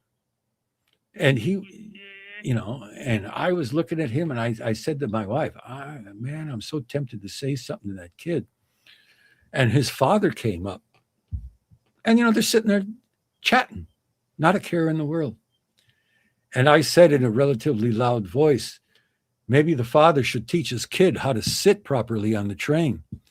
But there was no reaction, so maybe they didn't speak English. And I got the usual elbow to the ribs from my wife. She thinks that silence is golden. Okay, let's go move on. If they agree with the implementation of that law related to their flag, I wonder what they think about Princess Aiko at the head of the royal house. Yeah, those were the two laws that people are talking about as to why Takaichi is losing her popularity. Yeah, that Princess Aiko. There are things like this. I'm not one to tell Japan what to do with their uh, imperial household. But there are things like this where sometimes Japan takes a stand and digs their heels in and does not budge. And I always often wonder, why is it? Why is it? Why are the is why did they decide to die on this particular hill? You know, I it's beyond me. But that's a good question. Okay, the laughter and humor appreciation on GAIJIN50. Thanks. Thank you. I like to I like to be a smart mouth. I think people a lot of smart mouths in my generation. I think Tokyo Dan and I did a podcast from the studio on Japan, and we had a black. Yeah, I remember listening to that podcast back in the day. That's the first time I ever heard you guys. I used to listen to Dan all the time. And I remember when you did one at his place, and I remember when you did one at the fireworks festival. So thank you. Somebody's teaching me English. Albert Hall. Thank you. Yeah, my registration expired. I remember what the word I was trying. I was trying to say. I let my registration lapse. I was trying to use a fancy word, and I couldn't remember the fancy word, and because of that, I couldn't remember anything. Expire, lapse. Thank you, Albert. Really appreciate it. Okay. All right. And hello, this is Prasanna, originally from Nepal. Love your abilities for your bells. Thank you very much, Prasanna. Are you in Japan? I hope you're doing well. A lot of Nepalese people in the news over these new immigration and income issues. I hope you're one of them that has been able to figure out a way around them. And I hope you're doing well. Okay. I find foreign tourists and foreigners acting as if they were in their own respective countries disturbing. Yeah, disturbing and disgusting, to tell you the truth. Because, like I said, all right, you want to be a jerk. I don't give a damn. Be a jerk. But, every time you do that, somebody's going to look at me differently. And I don't appreciate that. Okay. So, all right. We got another person. Hi, I'm from Philippines, but working now 26 years. Wow. Here in Japan. Could I receive my pension from Japan to the Philippines if I retire, since Japan wants to execute pensions of foreigners? Thanks. I would think so. I don't know if anybody knows better. We've got a lot of very smart people here at the GAIJIN50 Plus. So if you go, you're saying now, if you go to Japan, go back to the Philippines, if you go back to the Philippines, can you get your Japanese pension sent to the Philippines? Now, my off-the-cuff answer is, I think you can, but don't take that as being the answer. I think you can, but there are, Japanese rules and regulations and laws are very, very complex. Does the Philippines have a treaty with Japan concerning taxes and retirement benefits? If so, you should be okay. But I don't know. I can't say I know anything for sure. If anybody, I got.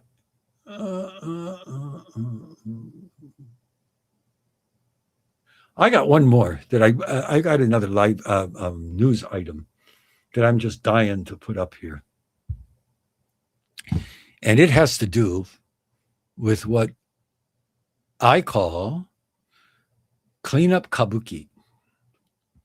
Now, we all know, let me see if I can make that a little bit bigger.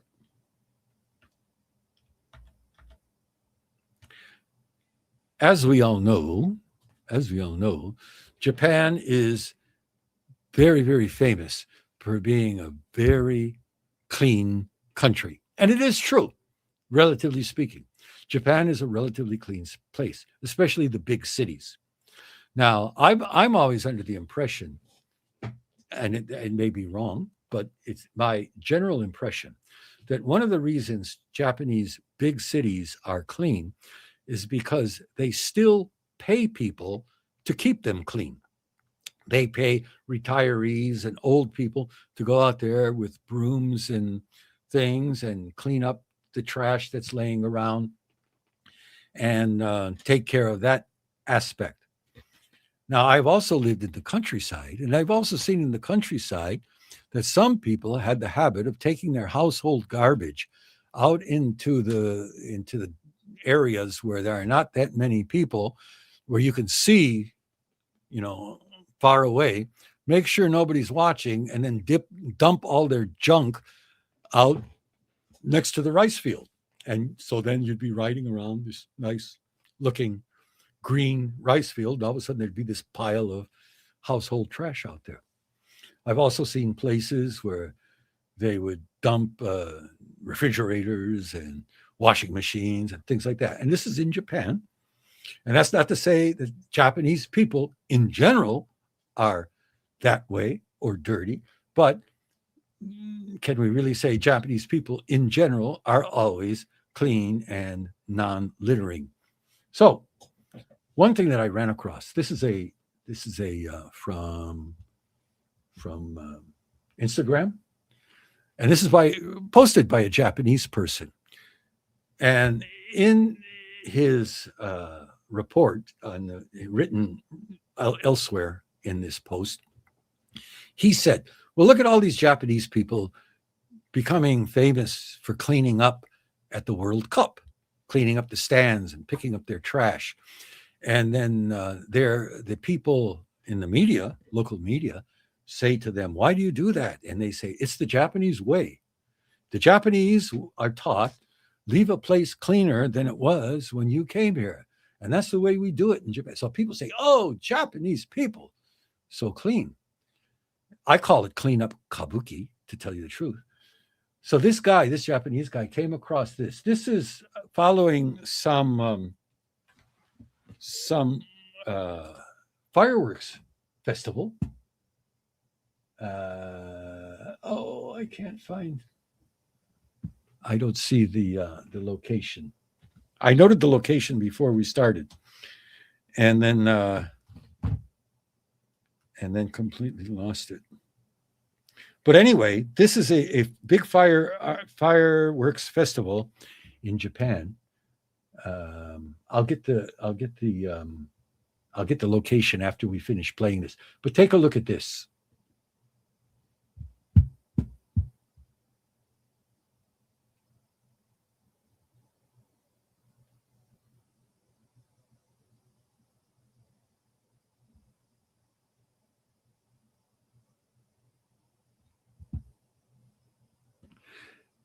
And evidently that was in the spectator area.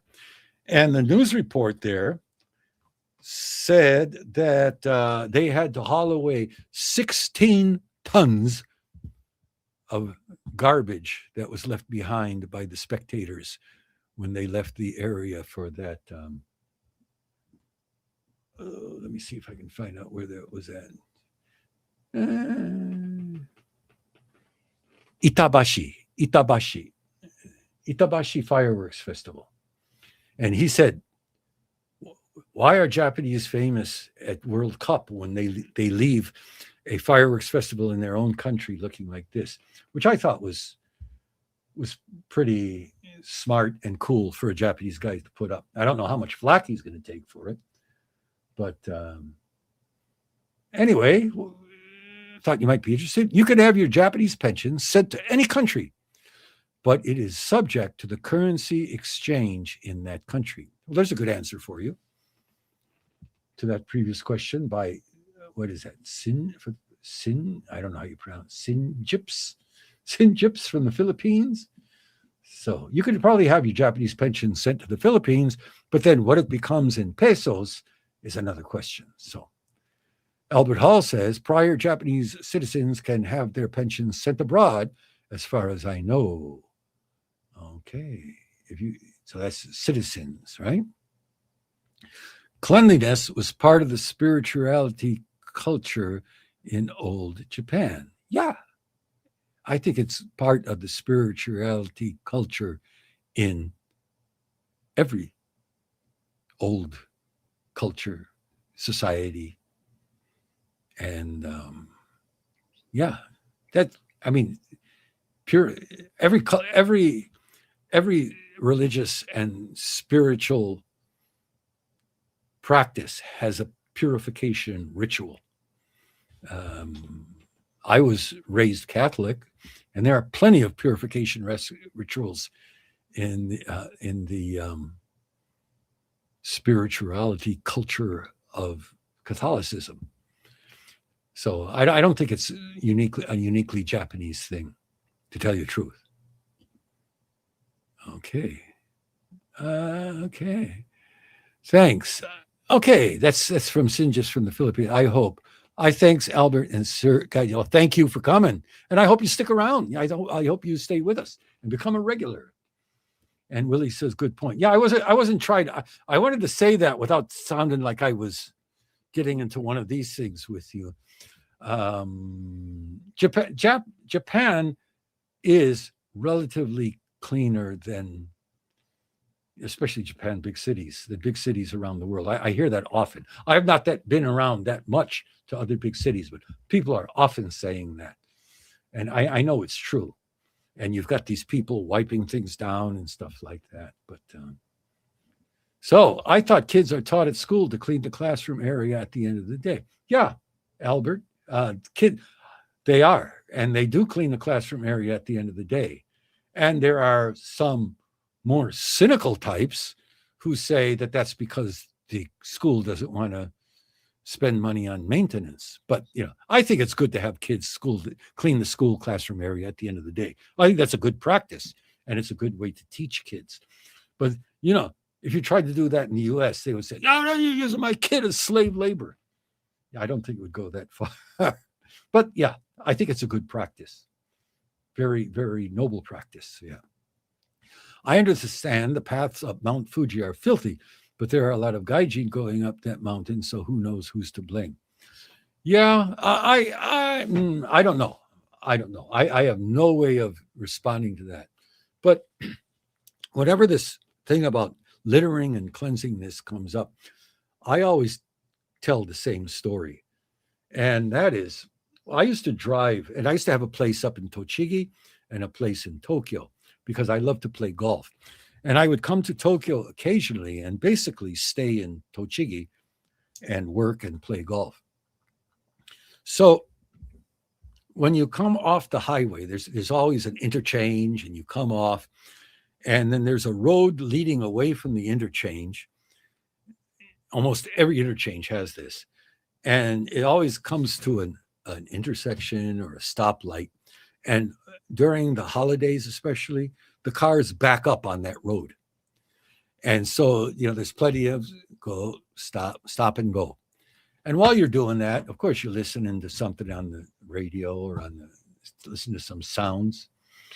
And there are always shrubs planted by the highway people along both sides of that roadway.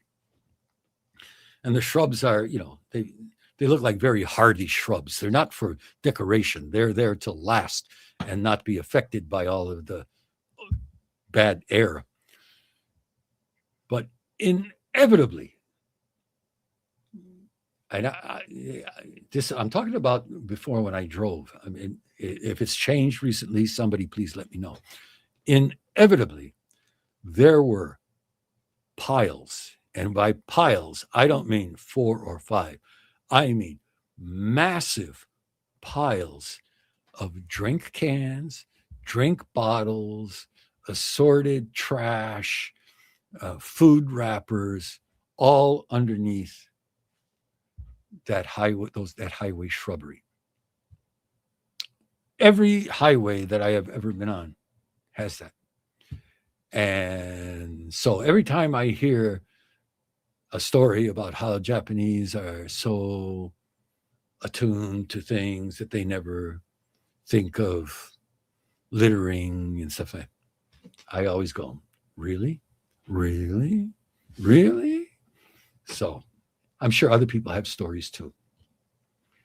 Locals in Yamanashi are complaining about the garbage piling up around Mount Fuji. This is why climbers are now charged, and there was a limit placed on climbers. Well, I think that charge and that limit both are good ideas. If you've got demand that's overstepping the supply, I guess in this case, and are doing damage, and the people who are supposed to care for it, they're being put upon, charge for it. Limit, sure, why not? It's worth pointing out that as soon as you get out of the metropolis in Japan, the countryside has the same trash on the side of the roads as many countries do. You're correct. You're absolutely correct. And it's as I have just mentioned out in Tochigi, where I used to live. There's all kinds of garbage along the road. All kinds of garbage along the road. Even in my area, which is not downtown Tokyo, it's like suburban Tokyo. I go out jogging and stuff like that, and you'll see big bags of McDonald's trash that were looked like they were actually tossed and went rolling across the sidewalk, leaving a trail of straws and plastic tops and paper cups along the way. You see it all the time here. I have seen guys walking down the street, taking cellophane off of a pack of cigarettes and literally doing this with it. Literally tossing it over their shoulder. So, yes, relatively clean. Japanese people are always clean. Always is not always true. I don't want to end on a negative note. Gee. But we'll keep going. Anybody have anything they want to add? Nothing to add? How are things out? We got some people out in Chiba and Saitama here. How about in your neck of the woods? I'm talking about metropolitan areas and country areas. And I know my experience out in Tochigi. And I'll tell you what, the farther you get away from Tokyo, the worse it gets. That's true. And I don't know about Osaka area. It may be true there too. But yeah, you get outside, way outside, and it gets worse and worse. Schindler says the golden words, which are absolutely true, which is what I have been preaching for years and years and years. And that is, Japanese are only human after all. And that's what people tend to forget. That's the whole point of why I'm bringing this up. Japanese are human, and they run the whole gamut of human good and bad. And to say Japanese people are this way, I don't think works very well. Okay. Hawaii has a trash problem, are you saying? Schindler says, just like in one of my favorite movies of all times, yappari anata wa ningen. Yeah. I don't know how you read that movie title. Sorry. Okay, and we've got Michael Vosen from Yamaguchi. Hey, Yamaguchi. Glad to see you. That's close to my old hometown of Fukuoka. And I used to go to Yamaguchi every once in a while. Whenever we had to go to Korea, we used to go to Yamaguchi and catch the Kampu ferry from Shimonoseki over to Busan. Oh, Mantia Jitu. I live in Hawaii. Oh, so you, but you know a lot about Japan. So I guess you come here often, occasionally, or were here. Welcome anyway, Hawaii. Always nice to hear from people from Hawaii. I suspect people are drawn to Japan because of archaic genetics, maybe. And if reincarnation is real, maybe I can claim I was Japanese in a previous life. Or maybe you can identify as a Japanese. That's the big thing now, right? Identify as a Japanese. But I'm having a hard time with this identify as this and identify as that. What's the difference between identifying as something and cultural appropriation? I've never been able to work that out. Anyway, that's not a Japan thing. The movie is, oh, okay. Merry Christmas, Mr. Lawrence. Yappari ningen da. Yeah, I know of that movie. I've never really sat down and watched it because I'm not that big of a Beat Takeshi fan. But maybe I should. I should watch that,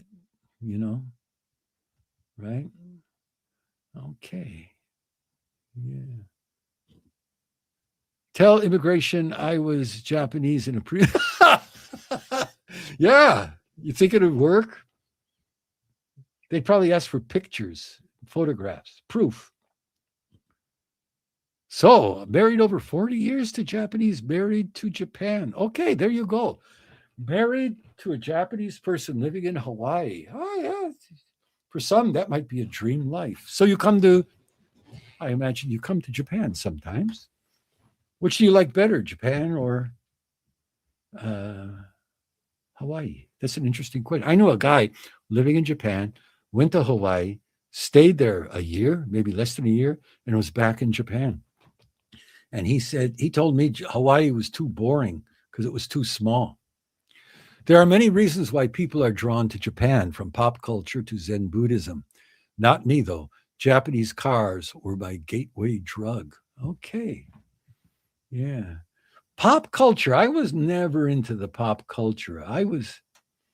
When I first came to Japan, I had Japan derangement syndrome really bad. I thought that everything that Japan did was so superior to the way it was done in the United States that, oh man, Japan is so cool. They do this way. And, well, things change, huh? Proof in previous life I was something with their mother. Too risque.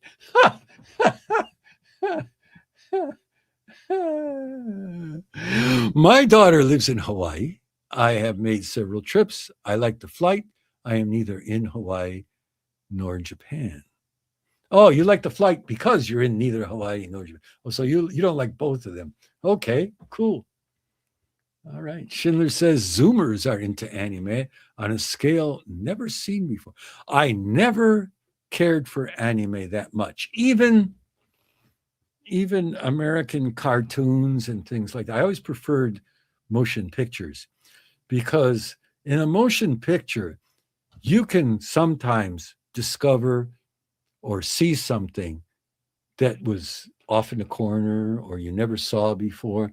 But in anime or cartoons, you could only see what the person who drew it drew, which to me, I didn't like for some reason, which is probably weird. City pop is an internet phenomenon. I don't even know what city pop is. What is city pop?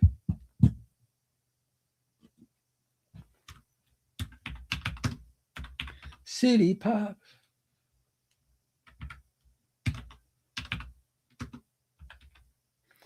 That's a new word. I learned a new word. I learned a couple new words today. City pop, a loosely defined, definite. Okay, Japanese pop. It's a loosely defined form of Japanese pop music that emerged in the mid-70s. All right. Peaked in popularity during the 1980s. Okay. Thank you, Schindler. I always learn something from Schindler. Okay. Zoomers need shine poison. I don't know. I don't know. I don't know what that means. Okay. Nerd shine. Nerd shine. Zoomers are nerd shine poisoned. Okay. I don't even know what a zoomer is. Really says I'm a Zatoichi guy. There you go, Zatoichi. I'll never forget. It was a New Year's special, and they had they did 12 hours of Zatoichi, and Zatoichi at that time was in a serial, 1 hour per episode, and they did all 12 hours in a single day, back to back. And I used to set up a thing with cushions and little table, had some beer, and I sit there all day watching Zatoichi. And I remember there's one thing there. Zatoichi is a blind samurai, can't see. And he's there, he's eating, and some smart aleck comes up and starts giving him a hard time. Blind samurai, what does he know? He can't do anything. I can see, I could beat a blind samurai any day of the week.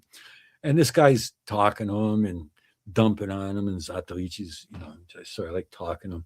And this fly starts buzzing around Zatoichi's head. Zatoichi, and all the time, this guy's giving him a hard time. And all of a sudden, Zatoichi takes his chopsticks and goes, zip, and he catches this fly in his chopsticks and gets rid of the fly. And he says to the guy who's smart aleck, who's been giving him a hard time, he goes, "Hey, man, go wash these, will you?" And he goes, yes, master. I always thought that was the coolest movie scene I had ever seen. City pop is an 80s Japanese pop music. Yes, it is. Thank you. I did a quick Wikipedia here. And Ginger Root is a great band. Is that a city pop? Ginger Root? Okay, Ginger Root. All right. And there is only one Japanese anime I really like, Totoro. Okay, Totoro. That's a famous one anyway. You didn't like Sazae-san? Sazae-san was a big one here. Okay. City is either Japanese or Hong Kong. Okay.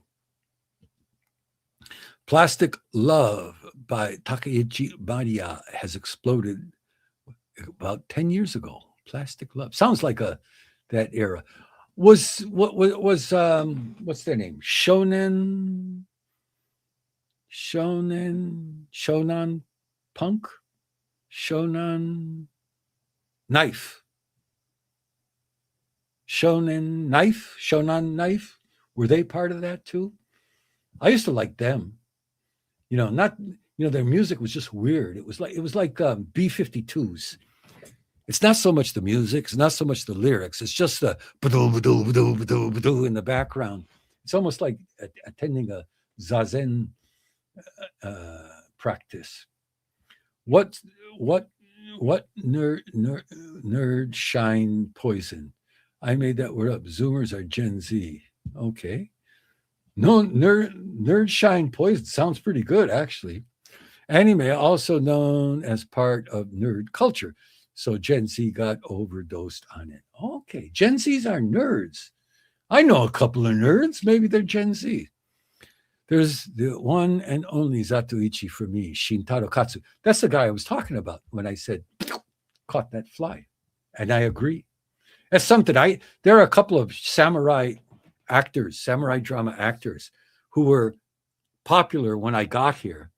And then later down the line, they were changed to somebody else. And I could never get into the series as I did when my original, of course, it wasn't the original, he was my original. Okay. Oh my God, 12 hours. My eyes would be small and tired. LOL. 12 hours, Zatoichi. Yeah. I'm lucky I didn't go blind too. Katsura Sunshine is a great comedy. You ought to look him up. Katsura Sunshine. I know that name. That name sounds really familiar. Maybe I know already. Katsura Sunshine. Okay. Plastic Love sounds slightly hentai. Yes, it does, doesn't it? Plastic Love is a pop hit back in the 1980s, written and produced by Yamashita something. Name kanji are tough. Lone Wolf is Zatoichi's real life brother. Yeah, that's true, isn't it? That's true, isn't it? Yeah. Nobody knows shonen knife. Shonen knife.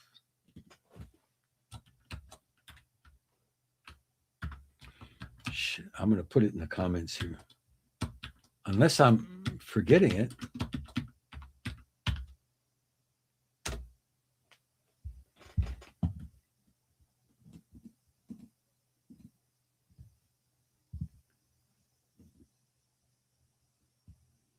Who made the Mint Jams album? We're introducing him to the meme culture. There you go.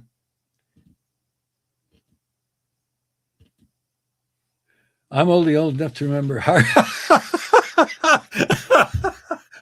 Gay. That was a weirdo. That was one weirdo. Shonen Knife. Okay. Shonen Knife. Yeah. Okay. That's my that's my thing. Yeah. My comment. A Japanese jazz band made an album, Mint Jams. I forget the name of the album. Or the greatest album of them all. Mito Kon. That's that's one of the ones I had in mind. There was a guy who was doing Mito Komon. And when I first came here, and I used to watch it religiously. I loved that show. Learned a lot of Japanese watching that show. And so then, he got old, the thing went on and they changed to another guy. And I never could get back into the series after that guy left. He was an older guy, had a really cool way of talking. I think he used to be in some of the Tora-san movies. But yeah. There was another series that I used to like, Toyama no Kin-san. And same thing. There was a guy who was the main character when I first came here, and loved that samurai Chambara movie or series. But then they changed him, and I lost interest. And he used to be a famous kabuki actor. So it was really good, really, really good. He was really good at striking those poses. Yeah.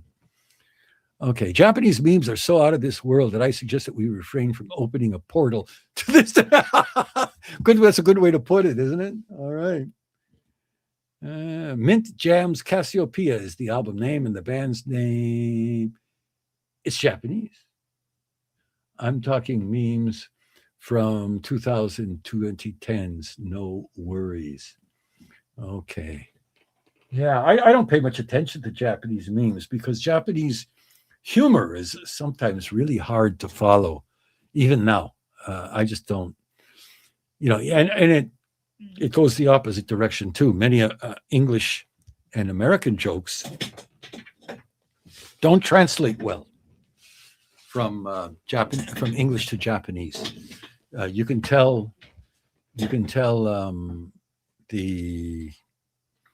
an English joke translated to Japanese, or even tell it in English, and the Japanese people will not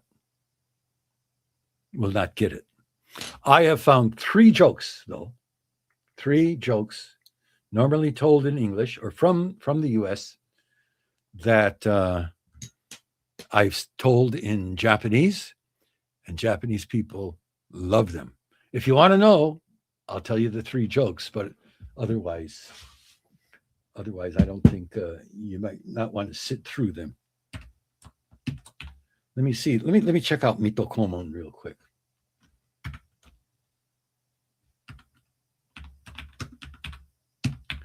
I'll try to find the. Tell us. Okay. Or maybe I should. You know, we've gone so long today. Maybe I should just wait and save it for next week.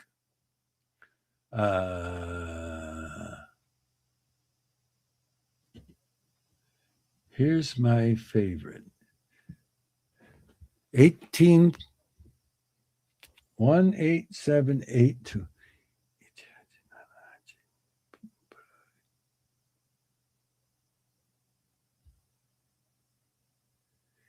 Yeah.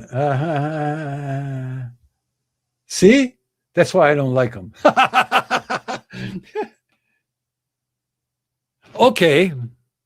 I'll start out. You want to hear a Japanese joke that I thought was pretty funny?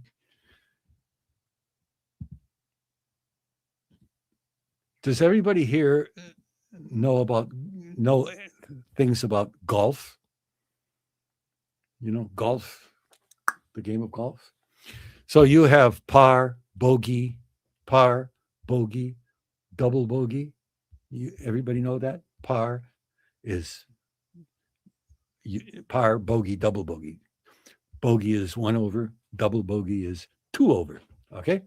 So Japanese, they call a stroke, they call it da.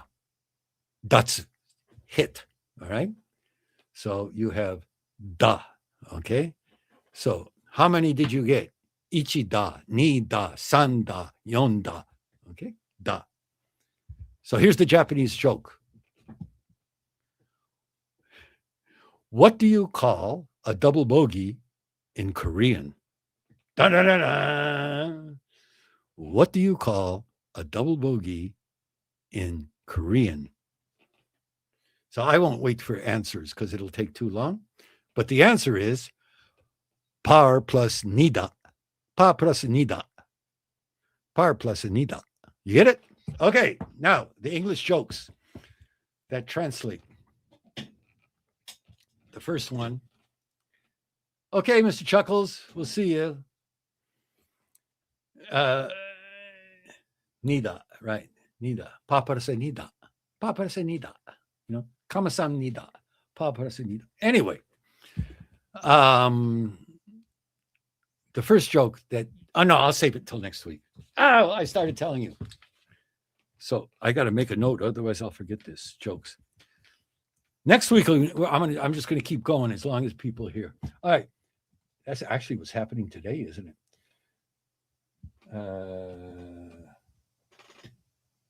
Yeah.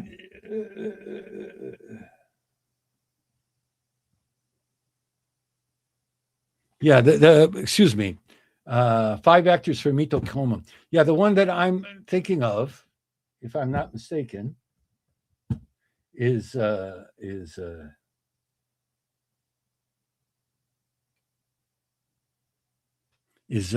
guy Ejiro Tono. He was, I think that he was the original, but such a good actor. All right, more music. You know, surfboard guitar. Wow. All right, I'll tell you next week. So you got to come. Oshin, yeah, I remember Oshin. Yeah.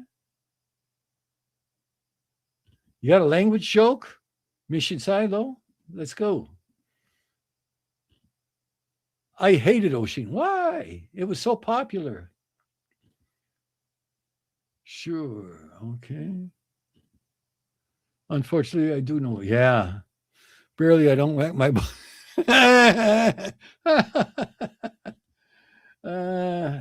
Japan was crazy over it. All right. Have a great day. Thanks for okay, Mr. Chuckles. Nida.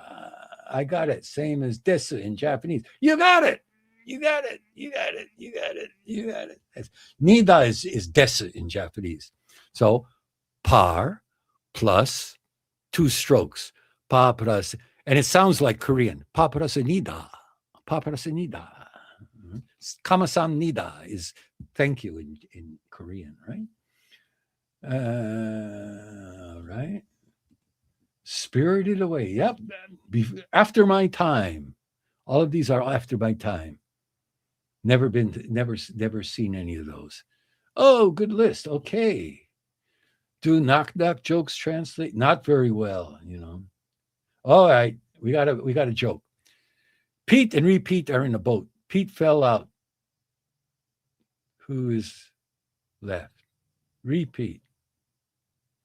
And then say it again, right? It's like who's on first, right? Okay. All right. I shouldn't do that. I shouldn't say I'm going to do something then not do it. So I'll just keep going and I'll tell you my jokes. How we doing? We got enough people coming back. All right. First joke. This one's a little bit racy, so get ready. Be forewarned. So there's this guy, he's going to get married. He's going to get married tomorrow. But then he realizes, oh, I know nothing about women. I know nothing about what to do, how to do it. I know nothing. And I'm getting married tomorrow. What should I do? So he calls up his friend because his friend's got a lot of experience. And he calls up his friend and he says, hey, I'm getting married tomorrow and I don't know what to do. I have no experience. So please tell me, what should I do? And his friend says, well, it's pretty hard, over the phone. I couldn't make it to your wedding, but pretty hard to tell you over the phone. So I got to make this as simple as possible. He says, that night when you go on your honeymoon, the first night together with your new wife, you lay down in your bed, you put your arm around her and you lay down in your bed and you rub her stomach very slowly and romantically and gently. And you look into your eyes and you say, I love you. I love you. I love you. Just do that and nature will take over. And the guy says, well, okay, that's pretty easy. So, he goes, gets married, So he's in the room with his new wife and he says, okay, I'll lay down in the bed. He remembered what his friend told him, laid down, got in bed, started rubbing her stomach. And he goes, I love you. I love you. I love you. And she got into it. And she said, lower, lower. And he said, I love you. I love you. I love you. Japanese people love that joke. Love that joke. I don't know if you love that joke, but it is good for Japanese people. Oh, no reaction. Everybody left. All my viewers, no. All my viewers gone, Okay, let's go through some comments while this sinks in. Okay. I know mostly, especially Cowboy Bebop when the sun. Man, I didn't have time to be watching that stuff back in those days. Okay.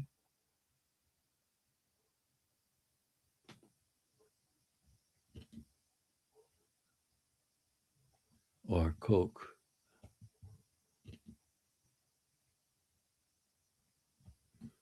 I don't know what we're talking about. Oh, okay. We got something here. We got some.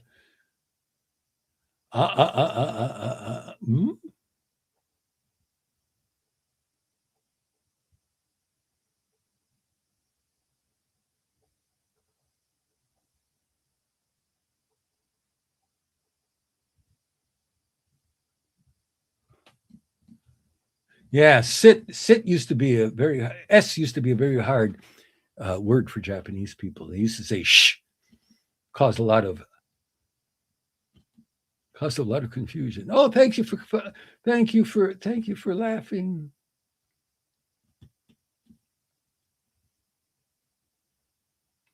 Yeah, I finally got it. Okay, dirty jokes. Now we know you're going to. There's a variation on that joke too, as you probably figured out. You could say instead of rubbing her stomach, you could say rubbing her leg, and she goes higher, higher, and he goes, I love you. Both work very well with Japanese people. The other one, there's another joke. Mr. Chuckles, got you chuckling. Got what? One more. It's not so racy though. It's another golf joke, but it translates very well for Japanese people. Okay. You got this guy comes back from golfing, and he's an avid golfer, goes, a couple times a week. And he's coming back and he's muttering under his breath, damn game. And his wife says, what's the matter? And he says, I'm going to quit golf. And she says, well, what happened? You love the game so much. Why are you going to quit? And she says, can't you play anymore? Is something wrong with your game? And he says, no, my game's okay. He says, it's my eyes. My eyes are going really bad. And every time I hit the ball, I can't see where it's going. Even if it's a nice shot, I can't see where it's going. And his wife says, oh, well, that's easy to fix. She says, next time you go golfing, take my brother George with you. George has got perfect 20/20 vision. So this guy says, George? He says, George is 93 years old. He's too old for that kind of stuff. She goes, yeah, he's an old guy, but his eyesight is perfect. So he says, well, okay, it's worth a try. Next time he goes out to play golf, he says, come on, George, let's go. George, yeah, okay. And comes shuffling behind him. They go out to the golf course. And he says, okay, George, stand beside me and watch the ball. George says, okay. So he says, all right, I'm going to hit the ball. So watch. Okay. So the guy winds up, whack, and the ball goes, shoo, and he immediately loses sight of it. And he says, George, did you see the ball? George says, yeah. And he says, where'd it go? George says, I forgot. That's the joke. But it works in Japanese. Japanese people love that joke. Okay. I was going to bed. Okay. One of the luxuries of my mother tongue, complex phonetics that can be helpful in toning down an accent. Yeah. Actually, Schindler, I studied Polish in high school for 4 years, and I think it helped me with my Japanese. I studied Polish and I studied Latin for 4 years, and I think both of those helped me with my Japanese. Does the repeat joke translate or no? No Japanese version? No, it doesn't. Even I had a hard time getting no. I don't think it works very well. Unfortunately, it doesn't due to the vocabulary differences. Okay. I figured, but I wanted to see what he says. Okay. Chuckles got another good laugh. Second joke is so good. Okay. One more, last one. And I was told, maybe Schindler, I don't know. Schindler's not Polish, but maybe he could, maybe it's, there's something similar in the humor. But I was told it was originally a Polish joke. And I was told it in English by a relative. And if I tell it in Japanese, people get a good laugh, but it's kind of a groaning laugh because it's a little bit of a dark joke. Okay. The joke starts out, there's this guy, he's up on the second floor of his house. He's in bed and he's suffering. He's in the last few moments of his life, very sick man. And as he lays there, this smell comes wafting up from the first floor kitchen. And he goes, oh, that smells so good. My darling wife is making my favorite food, pierogi, because she knows I'm dying and it's going to be my last thing I eat before I finally go. My wife is so wonderful. So with his last strength, he pulls himself out of bed. He can't even walk. He crawls across the floor to the stairway, finally makes himself down the stairs, crawls across the kitchen floor up to the kitchen table, reaches up with a shaking hand, feels around, finds a pierogi, starts taking it down. Oh, my darling wife. And all of a sudden, whack, with a wooden spoon. His wife says, leave those alone. That's for the wake. Which I thought was a pretty dark joke. So, Mission Silo's got a joke Japanese people might like. Well, if you do, if you want to let us know, let us know. Schindler says, no wonder English is so difficult for Japanese folks. It's not too vowel friendly, plus the grammar is backwards. On the other hand, I get very tired taking in Master Yoda grammar all day. Yeah. Yeah. You know what? I found a way to get, I found a key to getting Japanese people to good pronunciation. And it's pretty simple. Yeah. Yeah. Japanese language is all head voice. In English, you got to go into the chest sometime. Okay. Do you know why Japanese take such small steps when they buy slippers? No one told them to cut the string.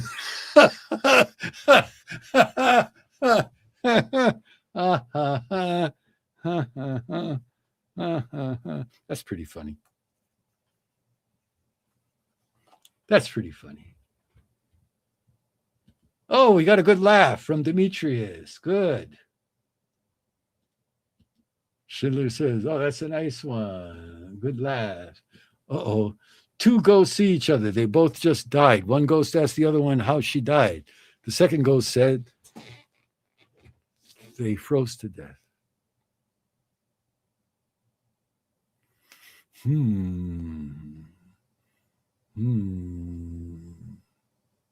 I don't get it.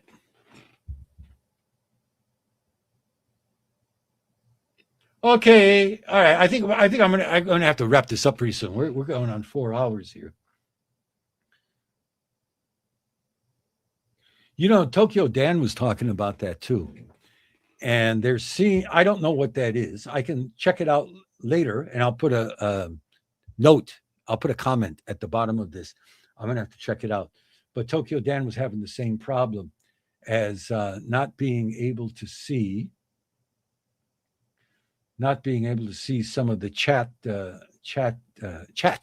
So I'm going to check that out. There is a setting, most recent and most applicable. So there's a setting on some of the comment. If you might check around, but I'll find out exactly what you need to do. Second host says she came home to catch her husband cheating. He was there watching TV. I didn't. Grace, okay, Demetrius. Okay, I'm sorry, Mission Silo. We're gonna have to cut this short. We got people dropping out. She checked. No, she died due to anxiety and exhaustion.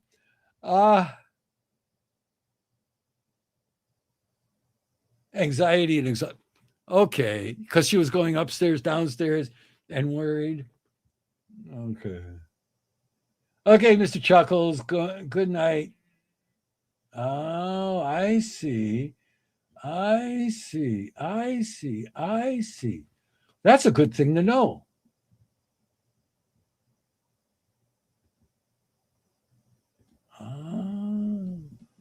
Well, I knew that they wouldn't show up on the main screen, but I thought they would show up in the comments. Jokes are very important for my English study. Oh, Takashi Matsumoto. How you doing, Takashi? I think I remember you from the comments, right? I usually watch USCK videos. I actually went to a show held in Mexico. Oh yeah, he was here. I know some other people who went there. Oh, cool. Well, welcome. I hope. Please feel free to comment at any time. And don't get offended by anything you hear. All the people here love Japan very much, and it's nice to have you here. Okay. Mine says live chat or top chat, neither post everything. Huh. Should be. Live chat should be. I'll try to, like I said, I'll check it out. Okay, Schindler, really nice seeing you. I'll be looking forward to your Malaysia report when you get back. All right. Husband was cheating and the other woman was hiding. And well, that's pretty funny. That's pretty funny. You're going to have to find out a way to get all that together. That's a long story. Thank you. Yeah. Well, no, it was good. It was good. It was a good joke. Yeah. Yeah. It was a good joke. Yeah. It just I didn't have the patience to stick with it. Yeah. No, I found it. Yeah. Yeah. Okay. All right, Mission Silo. I'm gonna say goodbye for now, and please join us next week for the big celebration. Okay. Please join the story next week for the big celebration. 1 year of Japan 50 plus. Thank you so much for coming. Everybody else, thank you so much for coming. And I'll see you in the next one.